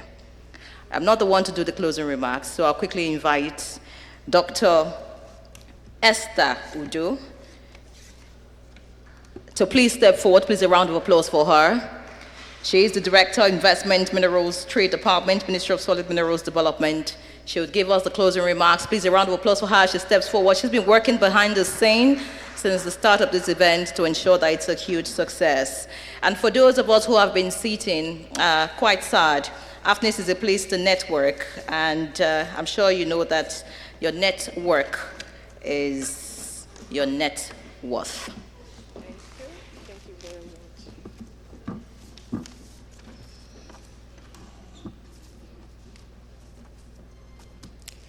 Good evening, everybody. Good evening, Permanent Secretary. Kindly permit me to stand on the already established protocols. As we draw the curtain on this momentous fourth African Natural Resources and Energy Investment Summit, hosted with pride by the Ministry of Solid Mineral Development, allow me to extend our deepest gratitude to all who have contributed in making this summit a resounding success. Over the past 2 days, we have not only deliberated, we have dared to reimagine the future of our continent's natural resources and energy potentials, from mining to energy, from policy to finance. We have engaged with one another, not merely as officials or experts, but as custodians of our collective African future. The resounding theme of this summit, harnessing local content for sustainable development, has echoed powerfully in every discussion. We have seen clearly through the keynote address delivered by our Honorable Minister, Dr. Dele Alake, yesterday, and through the robust sessions that followed, that Africa is no longer a continent to be a supplier of raw materials in the global value chain. Instead, we have determined to be producers, processors, innovators, and owners, turning our raw materials to potential prosperity. In particular, the work of the African Mineral Strategy Group, AMSG, has come to the forefront at this summit. The firm resolution by African ministers of mining and energy to prioritize local value addition and reject the pit-to-port model marks a turning point. The near adoption of the AMREC and PAC framework and the bold steps taken in regulating mineral exports underscores Africa's resolve to speak with one voice and act in unity and elevate our shared destiny. Our conversations have stretched beyond harnessing natural resources to include African financing for African development. The call for continental funds, banks, and sovereign wealth institutions to invest in Africa's extractive future is both timely and imperative. If we are to define our narratives, then our capital must fuel our ambition. I commend all participants, ministers, technocrats, investors, civil society, and development partners for their quality of discourse and the depth of shared insight. You have all contributed meaningfully to the shaping of a future in which African resources will serve Africa's people first. As we leave this hall, the task ahead is clear. One, to return to our destinations with renewed urgency to domesticate the gains of this summit. Secondly, we are to continue fostering strength, strategic partnership that prioritize local content, sustainability, and mutual benefit. And above all, to hold one another accountable to commitments that we have made here in Abuja. This summit may end today, but the journey it has launched must continue. With conviction, collaboration, and courage, let Abuja 2025 be remembered not only as a venue, but as a milestone where African leaders converged to deliberate decisively and take decisions to act on Africans for Africa initiatives. On behalf of the Ministry of Solid Minerals Development, I thank the organizers, Co-IMINE, our esteemed partners, and all stakeholders for their invaluable support. I will also not fail to thank the presidency for the support they have generously given to this summit. Let us return to our destinations, our countries, not with applause alone, but with action. The time is now, and the world is watching. You know, it has been resonated in this summit. Africa will write its own history. And I want to say it begins with us. In the words of our Honorable Minister, he says, we are no more for rhetorics, but for actions. Let the action begin from this summit. On this note, I want to thank everybody that participated in this summit for all your collaborations, your insightful and impactful thoughts, and also for your partnership. And as we live here today, let us continue to think Africa for Africans. Thank you very much, and God bless you. Please, let's give her a round of applause. Thank you so much. That was a powerful closing remark. Thank you very much, Dr. Esther Udo. And of course, I want to thank everyone else in this room. Those who have left, we do sincerely appreciate you. On behalf of the organizers, partners, and the entire Afnis team, thank you for showing up, for speaking up, and for standing up for progress by being here. We wish you safe journeys back to your destination. And of course, Afnis 2026 is loading. We want to see you gather here. And before we go, may we please rise? At this point, we're going to do what we did yesterday, and of course, in between today. I'm going to say Afnis, and you say we lead. When I say Africa, you say we rise. Are we ready? Afnis. We lead. Can it be audible? Let's bring down the roof. Afnis. We lead. Africa. We rise. May we please have the national anthem. That signals the close of this event. Many thanks. Don't forget, dinner is going to be served much later. That event starts at 7, but for now, food is ready. So if you're hungry, you can, of course, relax before we begin dinner much later. Yes, there's a place where you have to sign, like I already mentioned, just like the Honorable Minister did earlier in our presence. There's a board where you can also append your signature, write your name, and show that you were here and you're a part of the movement. Thank you so much. The national anthem, please.